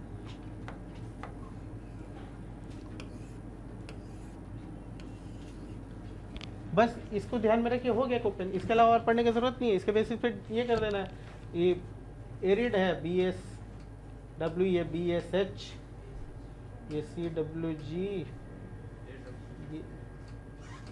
हाँ ये AW, AMW होगा शायद, ये AM होगा, जो भी है। तो बस इतना कर लीजिए, इसके बाद आप डिटेल मत पढ़िए, इसी को वहाँ पे छापिए, अब इसके बारे में लिखने लगिए, ठीक है ना, बस काफ़ी है। क्योंकि कोपेन आएगा नहीं, उतना डिटेल पढ़ के जाइएगा, कोई फ़ायदा नहीं होने वाला। सर जो टॉप 10 मतलब टॉप हॉट टॉपिक, हाँ हाँ, वही तो हम बता रहे हैं ना। जैसे प्लेट टेक्टोनिक्स है, तो प्लेट टेक्टोनिक्स हम बताएं अभी कि उसमें क्या क्या कर सकते हैं, बोलिएगा तो थोड़ा डिटेल में ही बता सकते हैं। हाँ सर, हाँ। तो ओवरव्यू बस खाली ऐसा भी बताया, इफेक्ट ऑन हमें दिमाग में आ गया पूरा। हाँ ठीक है, उसी तरह 8-10 टॉपिक जो है उसी तरह आप डिस्कस कर दिए बस। देखिए प्लेट टेक्टोनिक्स है, शुरू का समझिए। सबसे पहले हमारा आते हैं अल्फ्रेड विग्नर, ठीक है ना। कहानी टाइप सुनिएगा तो और जल्दी याद भी होगा। अल्फ्रेड विग्नर के पास ना एक प्रॉब्लम था कि क्लाइमेटिक जो चेंजेस है उसको हम कैसे डिस्क्राइब करें, किस बेसिस पे। तो क्लाइमेटिक चेंजेस को डिस्क्राइब करने के लिए हमारे पास दो तरीका था, जिसमें से पहला था कि हम मान लें कि कॉन्टिनेंट्स जो है स्टैटिक है और क्लाइमेटिक एरिया चेंज हो रहा है, और दूसरा था इसका वाइस वर्सा, मतलब कि उल्टा, मतलब कि कॉन्टिनेंट मूव कर रहा है और हमारा क्लाइमेटिक जोन जो है वो फिक्स है। और विग्नर गया इसके साथ,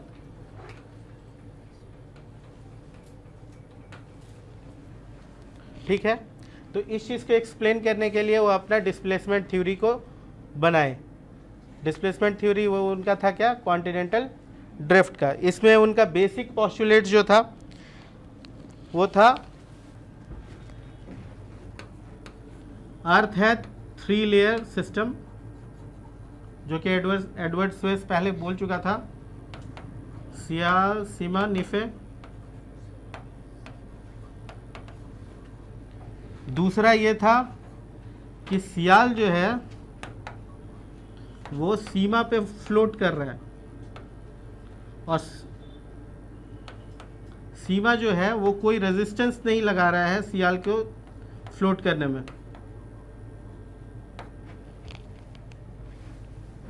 ठीक है, मतलब वो अपने से चल रहा है। तीसरा चीज़ था इसमें कि अब भाई फोर्स क्या है जो कि कॉन्टिनेंट्स को अलग अलग कर रहा है और ये कैसे जा रहा है। तो विग्नर जो बोले कि इसमें जो सबसे इम्पॉर्टेंट जो दो फोर्स है, उसमें पहला फोर्स जो है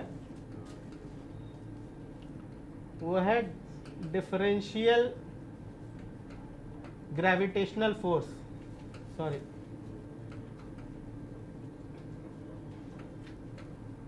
डिफरेंशियल ग्रेविटेशनल फोर्स। ठीक है, और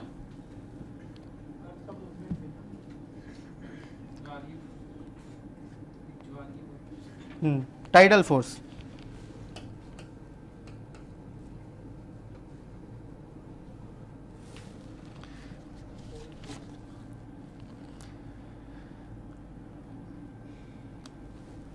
अब एक और चीज़ है कि सियाल जो सीमा पे तैर रहा है तो इसका एक फोर्स आपको लगेगा बॉयंसी फोर्स भी।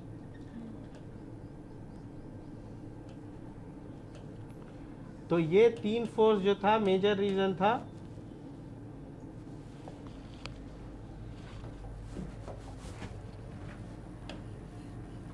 और अच्छा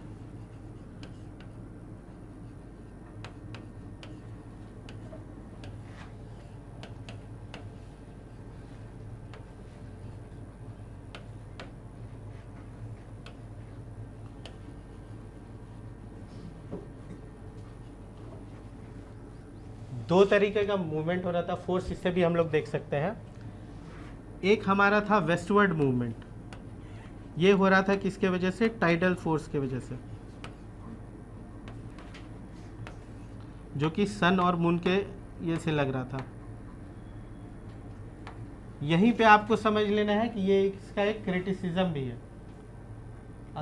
अगर दिल है तो अलग से हम लोग पढ़ सकते हैं कि क्रिटिसिज्म क्या था, लेकिन याद रखने के लिए समझ लेना कि यहीं पे एक इसका क्रिटिसिज्म भी है कि टाइडल फोर्स इतना स्ट्रांग नहीं है, बहुत छोटा फोर्स होता है जो कि इतना बड़ा चीज़ को मूवमेंट कर पाए। दूसरा यहाँ पे है इक्वेटर वर्ड मूवमेंट, वो कैसे हो रहा है, डिफरेंशियल ग्रेविटेशनल फोर्स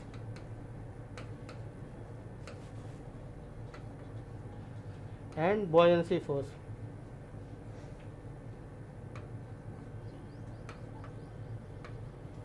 बोलने का मतलब कि जो ग्रेविटेशनल फोर्स और बॉयंसी फोर्स था, इसका जो रिजल्टेंट था वो इक्वेटर के तरफ लग रहा था, इसलिए ये इक्वेटर के तरफ मूव कर रहा था। इतना चीज़ जान जाते हैं तो उसके बाद हम बढ़ेंगे कि विगनर ये मान के चल रहे थे कि कार्बोनिफेरस पीरियड के टाइम पे सारा जो लैंड मास था एक बना हुआ था जिसका नाम था पैंजिया, और एक वाटर बॉडी मास था जिसका नाम था पैंथैलसा।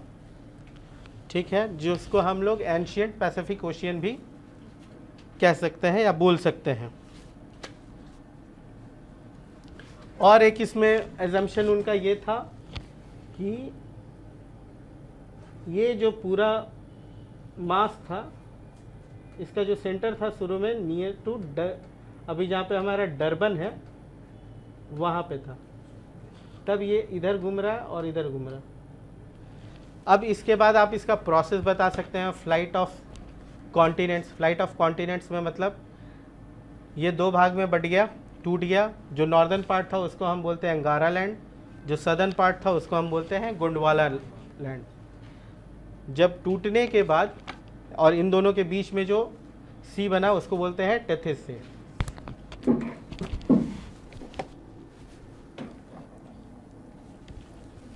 तो टेथिस सी जब बना, और तो पहला हो गया हमारा फ्लाइट ऑफ कॉन्टिनेंट्स हो गया, दूसरा हो गया ओपनिंग ऑफ टेथिस।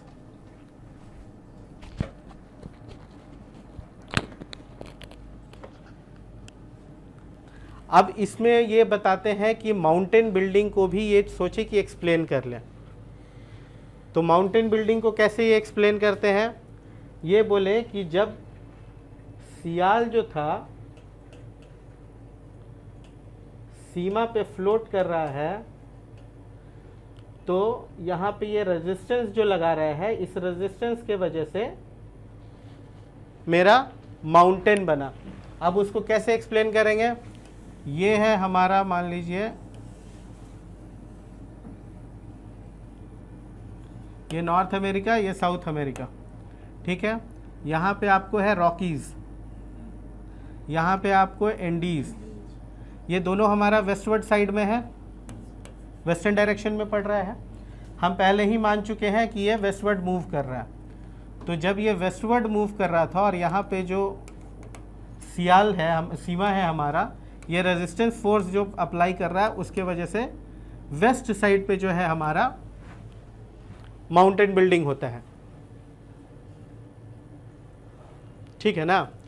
यहीं पे आपको ये समझ लेना है कि ये इसका एक ड्रॉबैक भी है, क्रिटिसिज्म भी है। पहले ही हम एज्यूम कर चुके हैं कि सीमा कोई रेजिस्टेंस अप्लाई नहीं करता है, और बाद में माउंटेन बिल्डिंग के लिए वो हमको बता रहे हैं कि नहीं, रेजिस्टेंस के चलते ही माउंटेन बिल्डअप हुआ है। तो ये यहाँ पे फिर से उनका क्रिटिसिज्म है कि वो जो एज्यूम करके चल रहे हैं वो गलत था। शॉर्ट क्वेश्चन भी हो सकता है कि इसमें आप केवल ड्रॉबैक बताइए।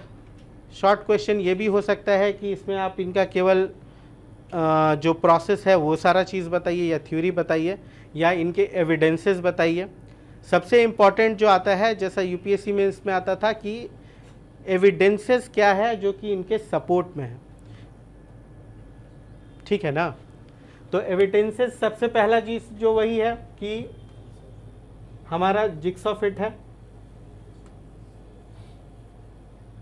ये चीज़ यहाँ पे फिट होता है, ये वाला यहाँ आएगा,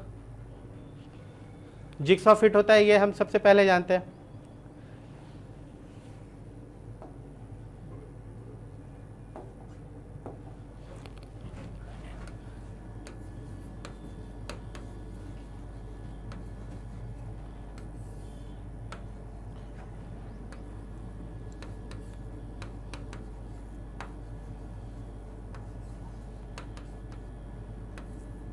दूसरा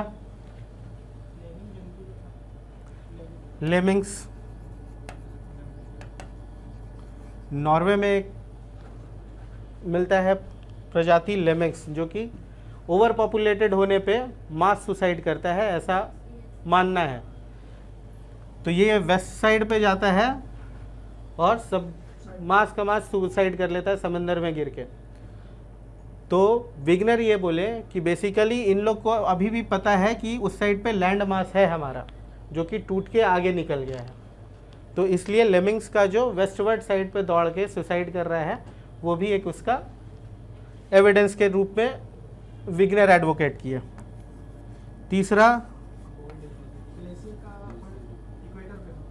हाँ एकदम उस पर भी आते हैं, ठीक है, उसी पे एक होता है ग्लोसोपोटेरिस फर्न।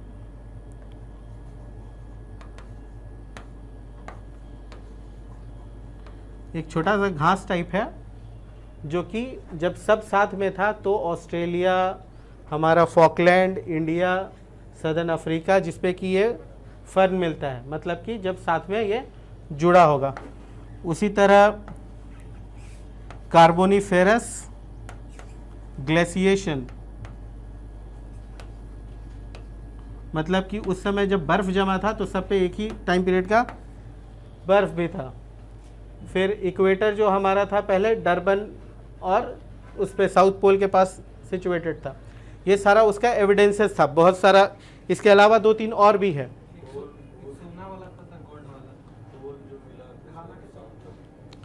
कोल भी सब जगह पे, जो वही मेनली मतलब कि वो जो जैसे कोल मिला, उसके अलावा हमारे पास बहुत सारा ये भी है। जैसे आप बोलेंगे कि इंडीज़ क्या नाम है, अर्जेंटीना के इस साइड पे जितना कुछ जो सॉइल का क्वालिटी है और उस साइड पे जो हमारा मिल रहा है वो भी है। तो यही, लेकिन मेजॉरिटी जो है यही सब है। अब इसमें फिर इसी साइड पे इसका ड्रॉबैक्स आता है।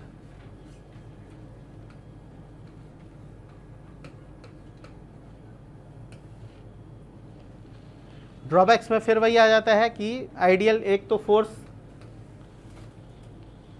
रियलिस्टिक नहीं था, बहुत छोटा फोर्स है जो कि एज्यूम कर रहे चल रहे हैं कि घूम जाएगा।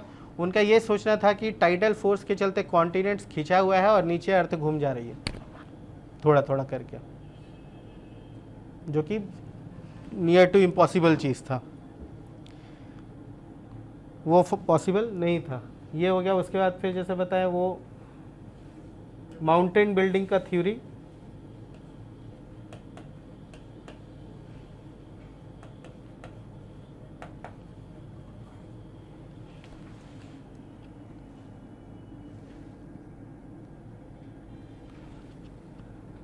इसके अलावा इवन जो ये जिक्सॉ फिट का बात कर रहे थे वो भी एग्जैक्टली फिट नहीं होता है। मतलब हम लोग को मोटा मोटी देखने में लगता है कि हमारा जिक्सॉ फिट पूरा का पूरा हो जा रहा है, बट वो भी एग्जैक्ट फिट नहीं होता है।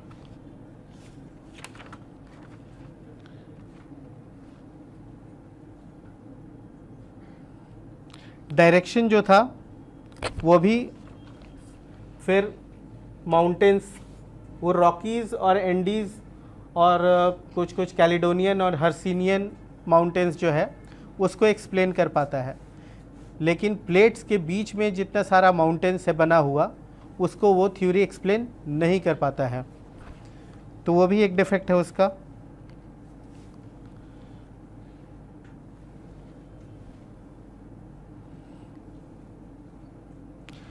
सबसे बड़ा एक और डिफेक्ट इसमें ये है कि जितना बताते हैं विग्नर वो कार्बोनिफेरस पीरियड के बाद बताते हैं, उसके पहले क्या था वो नहीं बता पाते हैं। प्री कार्बोनिफेरस पीरियड के बारे में वो नहीं बोलते।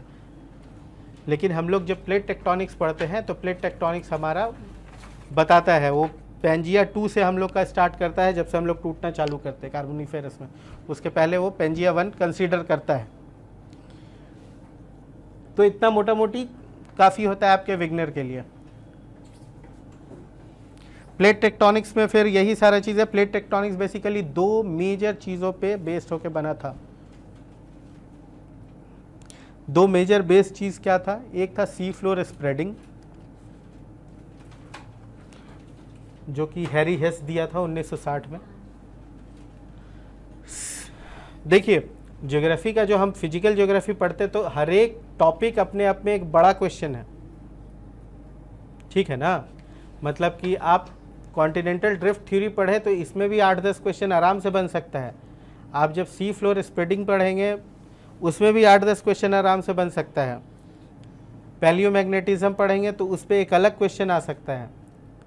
लेकिन जब आपको केवल एक ही क्वेश्चन आना है तो आप उतने डिटेल में नहीं पढ़ सकते हैं, क्वेश्चन भी उतने डिटेल में नहीं आएगा। लेकिन मेजर एस्पेक्ट जितना क्वेश्चंस का है उसको ज़रूर फुलफिल कर लेना है। जैसे प्लेट टेक्टोनिक्स जब पूछते हैं तो उसमें आपका प्लेट का डेफिनेशन लिख दिए, प्लेट टेक्टोनिक्स लिख दिए, कितना तरह का प्लेट है, मेजर 6 प्लेट हो गया, माइनर 20 से अधिक प्लेट हो गया हमारा। मोशंस हमारा जैसे बताएं अभी, ओशियन ओशियन, ओशियन कॉन्टिनेंट और कॉन्टिनेंट कॉन्टिनेंट, उसमें एग्जाम्पल दिखाइए। आइलैंड आर्क ओरोजेनेसिस जो हमारा बन रहा है ओशियन ओशियन कहाँ पे बन रहा है, तो मैप बना लेना है एक, यहाँ पे जापान वापान दिखाना है, ये दिखा देना है आइलैंड आर्क ओरोजेनेसिस है, ठीक है ना। जब हम बता रहे हैं कि ocean continent, Cordillera mountain building बोल सकते हैं, तो जब हम एंडीज बनाते हैं तो हम ये दिखाएंगे कि ये ओशियन कॉन्टिनेंट ओरोजेनेसिस है।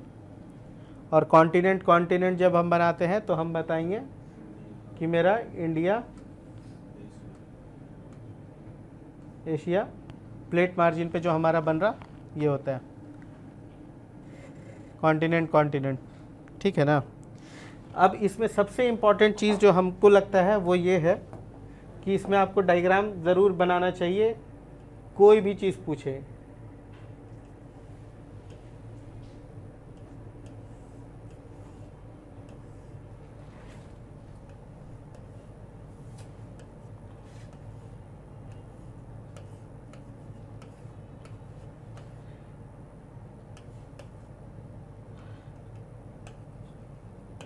इसको मान लीजिए मिड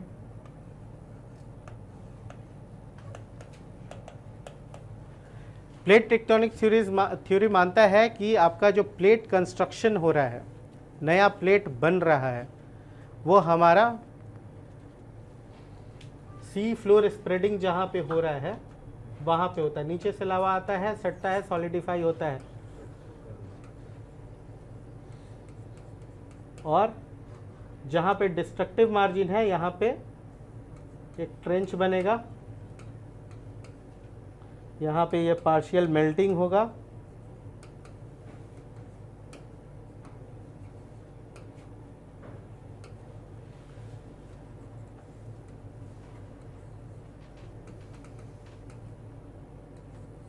यहाँ पे आपको माउंटेन बिल्डिंग और ये होगा। जब आपको ये नहीं पूछ रहा है प्लेट टेक्टोनिक्स, केवल माउंटेन बिल्डिंग पूछ रहा, तो इसके इधर का फोटो बनाने का ज़रूरत नहीं है। तीनों में बस यही दिखाइए, एक में इसको ओ ओ कीजिए, थोड़ा सा इसमें डिफरेंस बनता है, लेकिन नहीं भी दिखाइए तो कोई दिक्कत नहीं है। केवल कॉन्टिनेंट में ये नहीं दिखेगा, वो सबमर्ज होके एक बड़ा थिकर प्लेट बना लेता है बस। तो प्लेट टेक्टोनिक्स में इतना मोर देन सफिशिएंट होता है आपका थ्योरी लिखने के लिए। इसी में जब सी फ्लोर स्प्रेडिंग पूछता है तब आप ये लिखिए कि यहाँ पे अपवेलिंग हो रहा है हमारा। इसमें फिर आपको पैलियोमैग्नेटिज्म का जानकारी होना चाहिए। तो पैलियोमैग्नेटिज्म क्या है? अर्थ हमारा एक मैग्नेटिक ये है, डाइपोल है। जो भी लावा आता है जैसे जैसे ऊपर आ रहा है तो ये मैग्नेटाइज्ड हो जाता है। तो मैग्नेटाइज कैसे होता है? अर्थ के मैग्नेटिक फील्ड के अकॉर्डिंग। हमारा जो अर्थ है उसका मैग्नेटिक पोल जो है वो रिवर्स भी होता है। रिसेंट टाइम में जो रिवर्स होता है उसको इवेंट्स बोलते हैं, पोलैरिटी, और जो बहुत लंबे टाइम पे होता है उसको इपोक बोलते हैं। तो हम जब इसके स्टडी किए तो ये देखे कि हम जब जो कंस्ट्रक्टिव प्लेट मार्जिन है उसके दोनों साइड पे जाते हैं तो अल्टरनेटिव बैंड्स ऑफ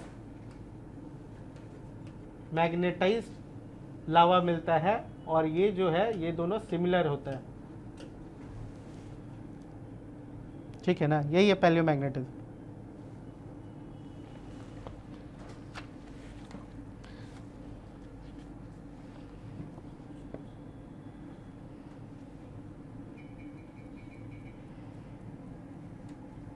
देखिए सिलेबस में बहुत कुछ लिखा हुआ है।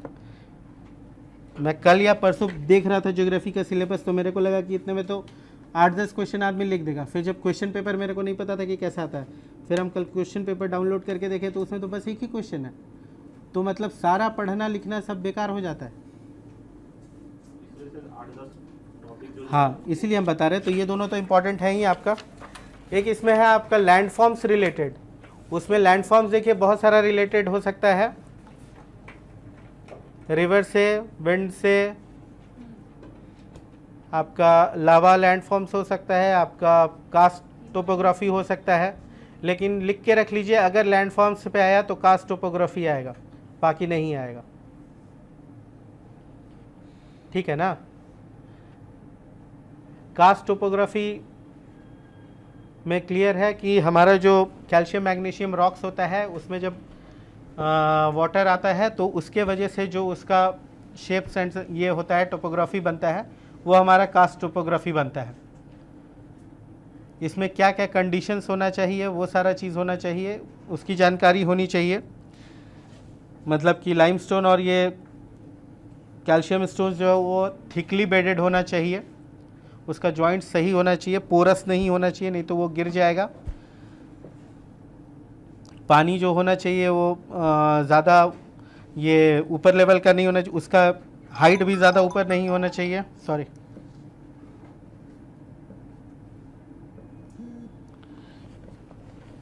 बड़े लंबे एरिया में होना चाहिए। पिछले बार जो एक ऑब्जेक्टिव क्वेश्चन था वो भी कास्ट टोपोग्राफी से रिलेटेड था शायद, कि इसमें से कौन सा लैंडफॉर्म जो है वो कास्ट टोपोग्राफी से रिलेटेड है। उसका आंसर होना चाहिए था सिंक होल्स शायद। तो कास्ट टोपोग्राफी ही आएगा, बाकी लैंडफॉर्म्स में अगर आप पढ़ रहे हैं तो नहीं आएगा। उसके बाद सिलेबस में है आपका types of rocks. Types of rocks से आपका सब्जेक्टिव क्वेश्चन नहीं आएगा। टाइप्स ऑफ रॉक्स से अगर क्वेश्चन आएगा तो केवल और केवल एक ऑब्जेक्टिव क्वेश्चन आ सकता है, ठीक है ना। तो टाइप्स ऑफ रॉक को आप सब्जेक्टिव के हिसाब से नहीं पढ़े तो बेटर है।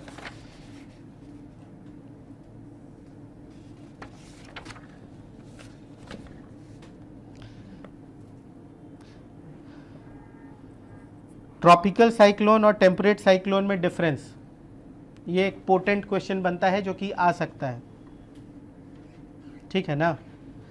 अब समझिए, ये इटसेल्फ एक अलग क्वेश्चन ही हो सकता है कि ट्रॉपिकल साइक्लोन का सारा चीज़, उसमें भी 2-3-4 क्वेश्चन अलग अलग बनते हैं। टेम्परेट साइक्लोन, उसमें फ्रंट्स आ गया, फ्रंट्स के बारे में पूछना एक अलग क्वेश्चन है। टेम्परेट साइक्लोन कैसे बन रहा है वो अलग चीज़ हो गया, ठीक है ना। उसमें पोलर फ्रंट हम पूछेंगे, सब ट्रॉपिकल फ्रंट पूछेंगे, वो सारा चीज़ अलग हो गया। हर एक पे एक अलग अलग सेशन लिया जा सकता है सारा क्वेश्चन के लिए। लेकिन जो अमूमन ऐसा क्वेश्चन हम तैयार करेंगे जिसमें कि मोस्टली सारा अदर क्वेश्चन कवर हो जाए। तो जब हम ये पढ़ते हैं कि टेम्परेट साइक्लोन और ट्रॉपिकल साइक्लोन में क्या क्या डिफरेंस है, तो उसके स्ट्रक्चर के बेसिस पे, उसमें टेम्परेचर वेरिएशन, डेंसिटी वेरिएशन के बेसिस पे हम लोग उसको, उसके फॉर्मेशन डिफॉर्मेशन के बेसिस पे उसको कैटेगराइज कर सकते हैं, उसको डिफरेंशिएट कर सकते हैं। तो इसमें हम लोग उसका मेजर ऑफ द प्रॉपर्टी पढ़ लेते हैं, ताकि अगर इससे थोड़ा हट के भी क्वेश्चन आए तो हम उसको अटेम्प्ट कर पाए, इससे ऑब्जेक्टिव क्वेश्चन भी हो तो बना पाए। तो हमारे हिसाब से वही लगता है कि tropical cyclone and temperate cyclone का डिफरेंस अगर आना हुआ तो वही आ सकता है। अब जब हम साइक्लोन ये सब पढ़ते हैं, टेम्परेट साइक्लोन और ये सब, तो इसमें एक बहुत ही इंपॉर्टेंट टर्म आता है जेट स्ट्रीम। हमको नहीं लगता है कि फुल लेंथ क्वेश्चन पूछना चाहिए जेट स्ट्रीम पे, लेकिन ऑब्जेक्टिव क्वेश्चन तो ज़रूरी पूछ सकता है। ऑब्जेक्टिव क्वेश्चन इसमें बहुत सारा तरह का बन सकता है, एक एक क्वेश्चन पढ़ना तो बड़ा मुश्किल है, लेकिन फिर भी जियोस्ट्रॉफिक विंड समझते हैं आप लोग क्या होता है? जियोस्ट्रॉफिक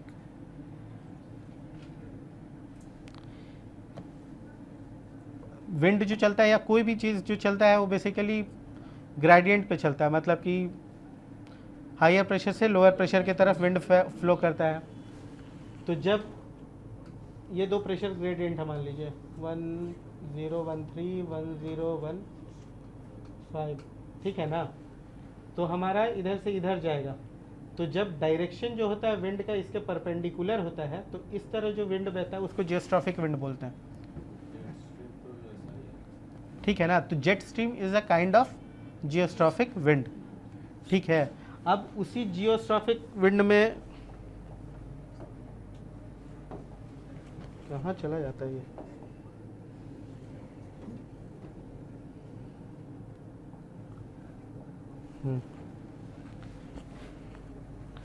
अब उसी जियोस्ट्रॉफिक विंड में जब हम पढ़ते हैं तो उसमें एक और टर्म आता है हमारा रॉस्बी वेव।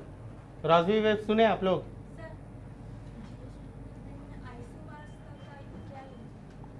आइसोबार्स ही तो हम जान रहे हैं ना, प्रेशर ग्रेडियंट हम कैसे समझेंगे? सिमिलर प्रेशर पे हम समझ रहे हैं आइसोबार्स है। ये एक आइसोबार हो गया, लेट से एक्स, ये वाई हो गया, एक्स मेरा ग्रेटर देन वाई हो गया, ठीक है ना। मतलब ये हायर प्रेशर है, ये लोअर प्रेशर है। हायर प्रेशर से लोअर प्रेशर का जो डिफरेंस है उसको हम ग्रेडियंट बोलते हैं। ये हो गया प्रेशर ग्रेडियंट। तो विंड ऐसे चलना चाहिए, लेकिन ऐसे ना चल के इसके परपेंडिकुलर चलता है। हाँ, विंड स्ट्रेट चल रहा है, प्रेशर ग्रेडियंट भी आपका ये है। उसमें हमारे पास बहुत सारा फोर्स लगता है ना, अर्थ के रोटेशन के चलते, जैसे हमको कोरियोलिस फोर्स भी लग रहा है, ठीक है। तो कोरियोलिस फोर्स और जो आपका ये फोर्स लग रहा है प्रेशर ग्रेडियंट, वो दोनों इक्वेट हो जाता है। उसके वजह से उसका जो डायरेक्शन होता है वो उसके परपेंडिकुलर जाता है ग्रेडियंट के, ठीक है। तो जेट स्ट्रीम कुछ नहीं है, ये एक एक्स्ट्रा ट्रॉपिकल, हाँ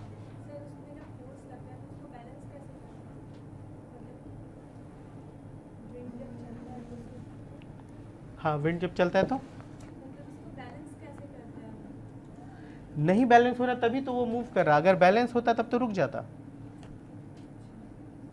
कोई भी चीज़ रिजल्टेंट वे के तरफ ही ना बढ़ रहा है, अगर मेरा सब इक्विलिब्रियम में हो गया तब तो स्टैंड स्टिल हो जाएगा सब कुछ। जिधर रिजल्टेंट फोर्स है उस तरफ जा रहा है।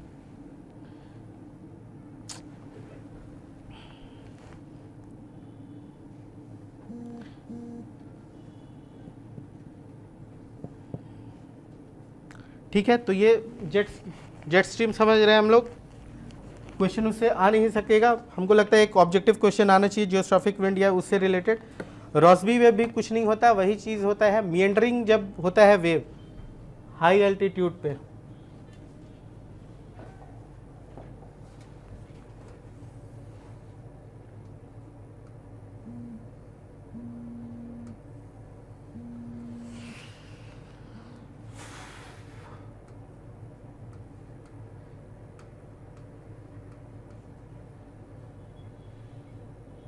तो अब ये जो शेप बन रहा है इसको बोलते हैं मिएंडरिंग वेव, ठीक है ना। ये आपका अर्थ सरफेस पे नहीं चल रहा है, ऊपर पे चल रहा है। और ये जेट स्ट्रीम जब आपका प्रेशर ग्रेडियंट या फिर और वहाँ का जो क्लाइमेटिक कंडीशन है, वहाँ का जो एयर मासेस है, उसके वजह से जब ये मिएंडरिंग शेप ले लेता है तो फिर हम इसको बोलने लगते हैं रॉसबी वेव।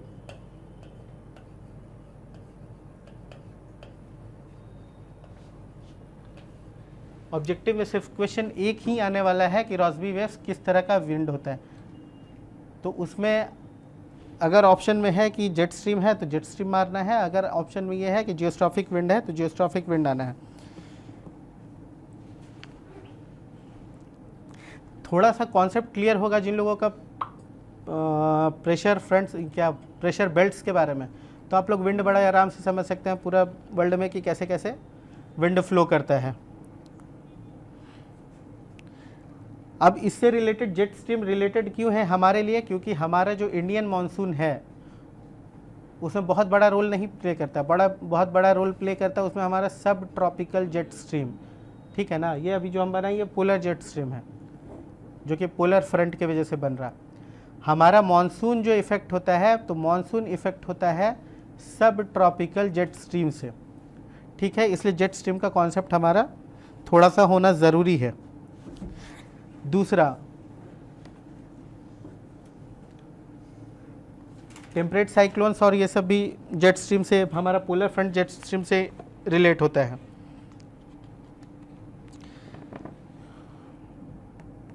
इसमें एक वही क्वेश्चन तैयार कीजिए, मेरे ख्याल से काफ़ी होगा। एयर मास एक बड़ा क्वेश्चन है जो कि हमको नहीं लगता है कि आपके एग्ज़ाम में आना चाहिए, आप उसको क्लियरली छोड़ सकते हैं, एयर मास नहीं पढ़ेंगे तो। फ्रंट ज़रूर पढ़ना चाहिए, और फ्रंट से हमारा जो टेम्परेट साइक्लोन जनरेट होता है उसका स्टेज फॉर्मेशन पढ़ना चाहिए। हीट बजट नहीं आना चाहिए।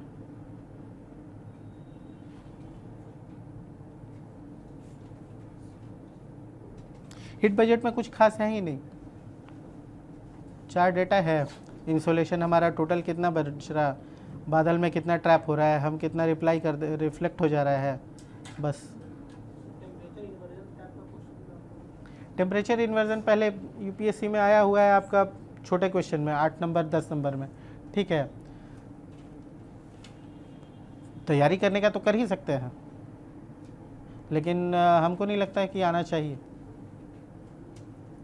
क्योंकि उससे ज़रूरी चीज़ है। टेम्परेचर इन्वर्जन भी कुछ खास नहीं है। जब आपका जो नॉर्मल हमारा टेम्परेचर लैप्स रेट होता है, जब हम उसको इन्वर्ट कर दिए तो टेम्परेचर इन्वर्जन हो गया। अब उसमें आपका वैली इन वैली हो गया, और वो अलग अलग एग्जाम्पल हो गया।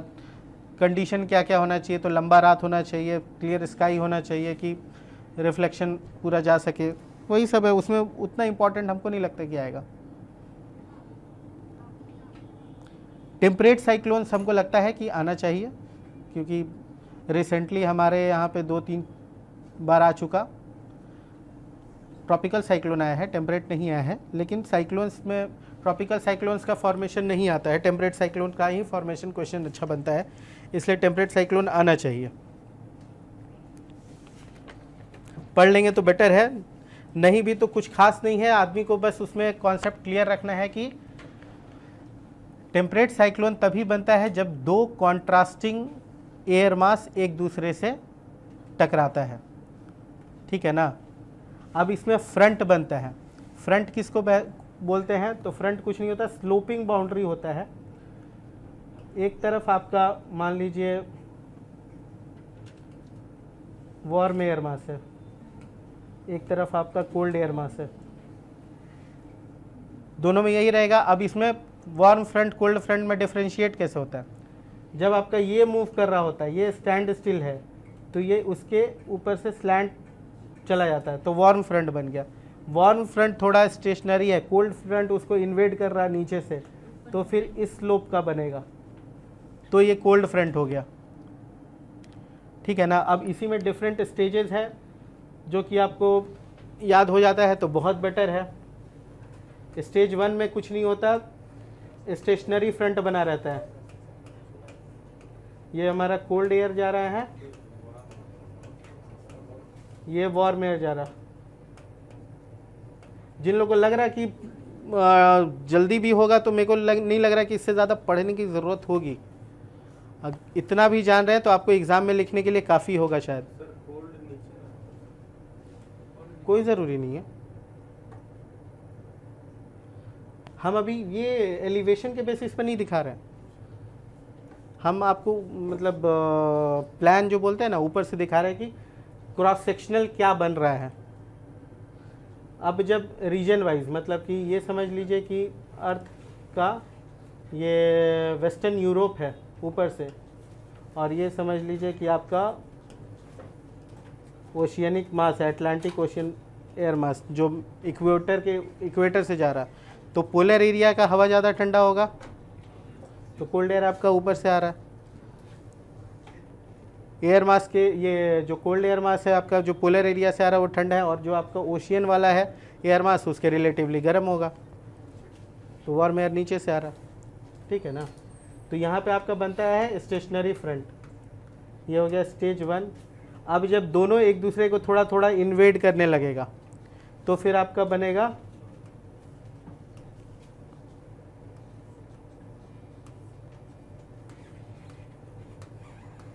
ये कोल्ड एयर हो गया, ये वार्म एयर हो गया।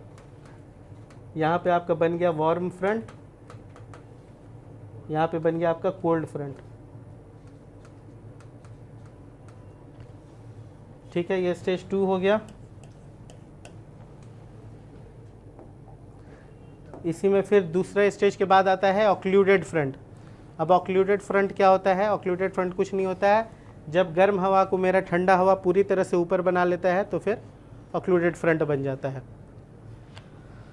और उसके बाद फ्रंटोलिसिस बोलते हैं जिसको, जब पूरी तरह से गर्म हवा को ठंडा हवा हटा देता है, हमारा फ्रंट ख़त्म हो जाता है, टेम्परेट साइक्लोन ख़त्म हो जाता है।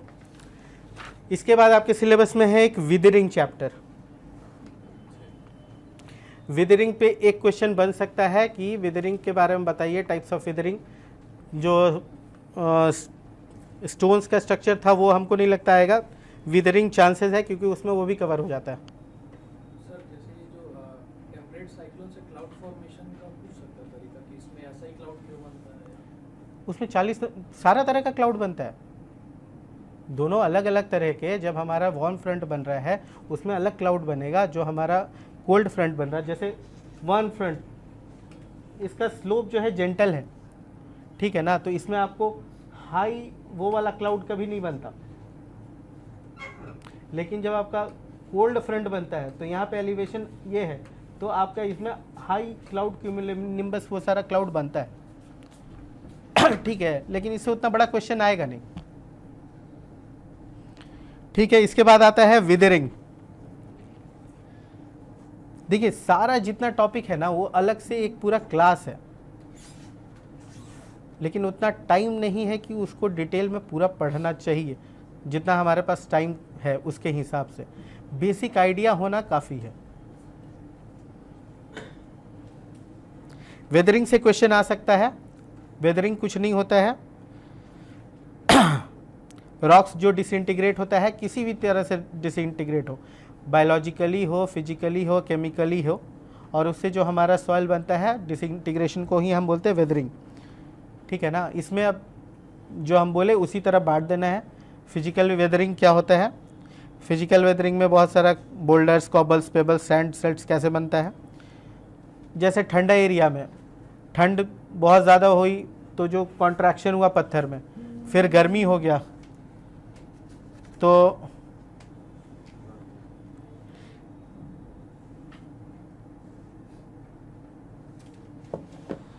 तो फिर एक्सपेंशन हो गया पत्थर में, तो वो सारा जो उसका लेयर होगा, लेयर बाय लेयर वो सब टूटते जाता है। उसमें फिर जैसे अनियन का निकलता है एक्सफोलिएशन, वो सारा चीज़ बोल सकते हैं।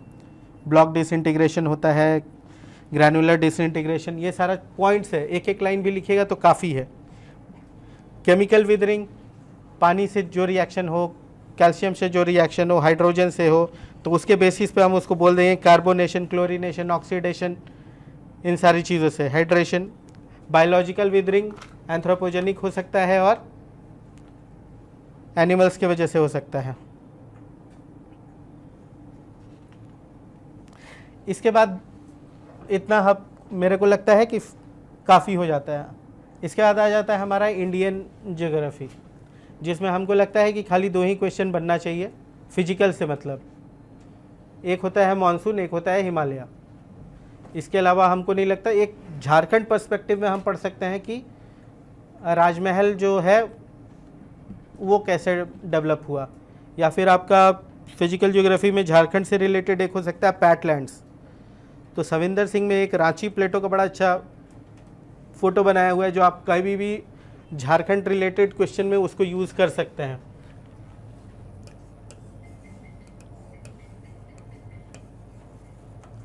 यहाँ पे 150 मीटर है, ये अराउंड आपका 600 समथिंग है एवरेज, और ये 900 पे है। ये जो आपका है ये पैट प्लेटो हो गया, जो कि ये इरोड नहीं हो रहा है और नीचे वाला इरोड हो गया। ये आपका रांची प्लेटो ऐसे हो गया। अच्छा, जैसे शुरू में भी बताएं, मान लीजिए क्वेश्चन आ रहा है कुछ भी झारखंड रिलेटेड, प्लेटो रिलेटेड, या फिर उसके फिजियोग्राफिक रिलेटेड, तो मैप उसमें बनाना बहुत ज़रूरी होगा झारखंड रिलेटेड। ठीक है ना। आपको ज़्यादा नहीं भी पता है तो जो प्रीलिम्स में पढ़े होंगे, जैसे यहाँ पे आपका हजारीबाग प्लेटो हो गया, यहाँ पे मेरा Damodar fault line, Damodar rift जो बना हमारा वो हो गया, यहाँ पे हमारा रांची प्लेटो हो गया। ज़रूरी नहीं है कि एग्जैक्ट शेप साइज बने या कुछ भी, कुछ नहीं तो बस इसको शेड कर देना है, इसको अलग से शेड करना है, इसको दिखाना है। इसमें एक और एस्पेक्ट आप लोग को बता दें कि जैसे हमारा जो डिज़ास्टर वाला एक पोर्शन है सिलेबस में, डिज़ास्टर पे डायरेक्ट क्वेश्चन हमको नहीं लगता है कि आएगा। डिज़ास्टर पे क्वेश्चन आना चाहिए आपको इंडिया के एस्पेक्ट में या झारखंड के एस्पेक्ट में। जैसे कि जोनिंग करते हैं हम, तो झारखंड का जब अर्थक्वेक जोनिंग करेंगे तो कैसे करेंगे?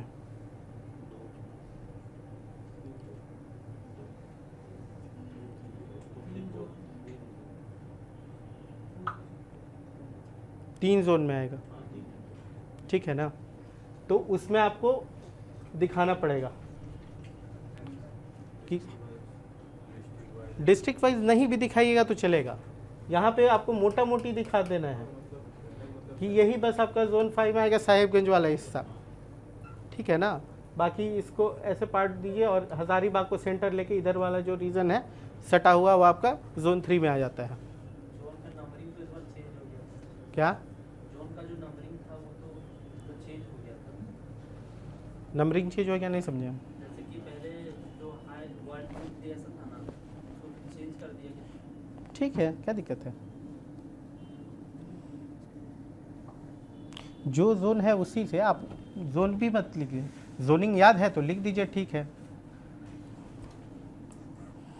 लेकिन वो जो आपका क्वेश्चन है डिज़ास्टर रिलेटेड, वो हम बताना चाह रहे हैं कि वो डायरेक्ट आपको उस पे बेस्ड नहीं आएगा, वो आपको या तो झारखंड रिलेटेड बेस्ड आएगा या फिर इंडियन रिलेटेड बेस्ड आएगा, कि आप उसको मैप पे बेसिकली अब उसमें पूरा पढ़ने का ज़रूरत नहीं है। जैसे हम कोपेन बताएं आपको कि डायग्राम बस याद रखिए कि क्या है, उसी तरह सारा डिज़ास्टर का भी डायग्राम बस देख के रखिए कि कहाँ पे क्या क्या है, और डायग्राम वहाँ पे बनाइए और एक एक करके उस डायग्राम के हिसाब से लिखते जाइए, ठीक है ना। उतना याद करने से नहीं होने वाला।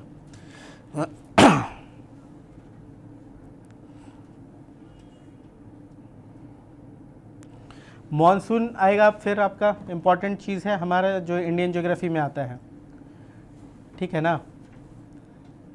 लेकिन अब जो क्वेश्चन का ट्रांसफॉर्मेशन हो गया है कॉम्पिटिटिव एग्जाम में, rather than direct factual question के अब बहुत ज़्यादा सब्जेक्टिव क्वेश्चन पूछे जाते हैं, ठीक है। बोलने का मतलब ये है कि industry based, infrastructure related, agriculture based, जो कि थोड़ा सा शैडो जोन था जबकि पहले जो तैयारियां होती थी उससे, तो अब उन सब इस चीज़ों में ज़्यादा फोकस किया जाता है।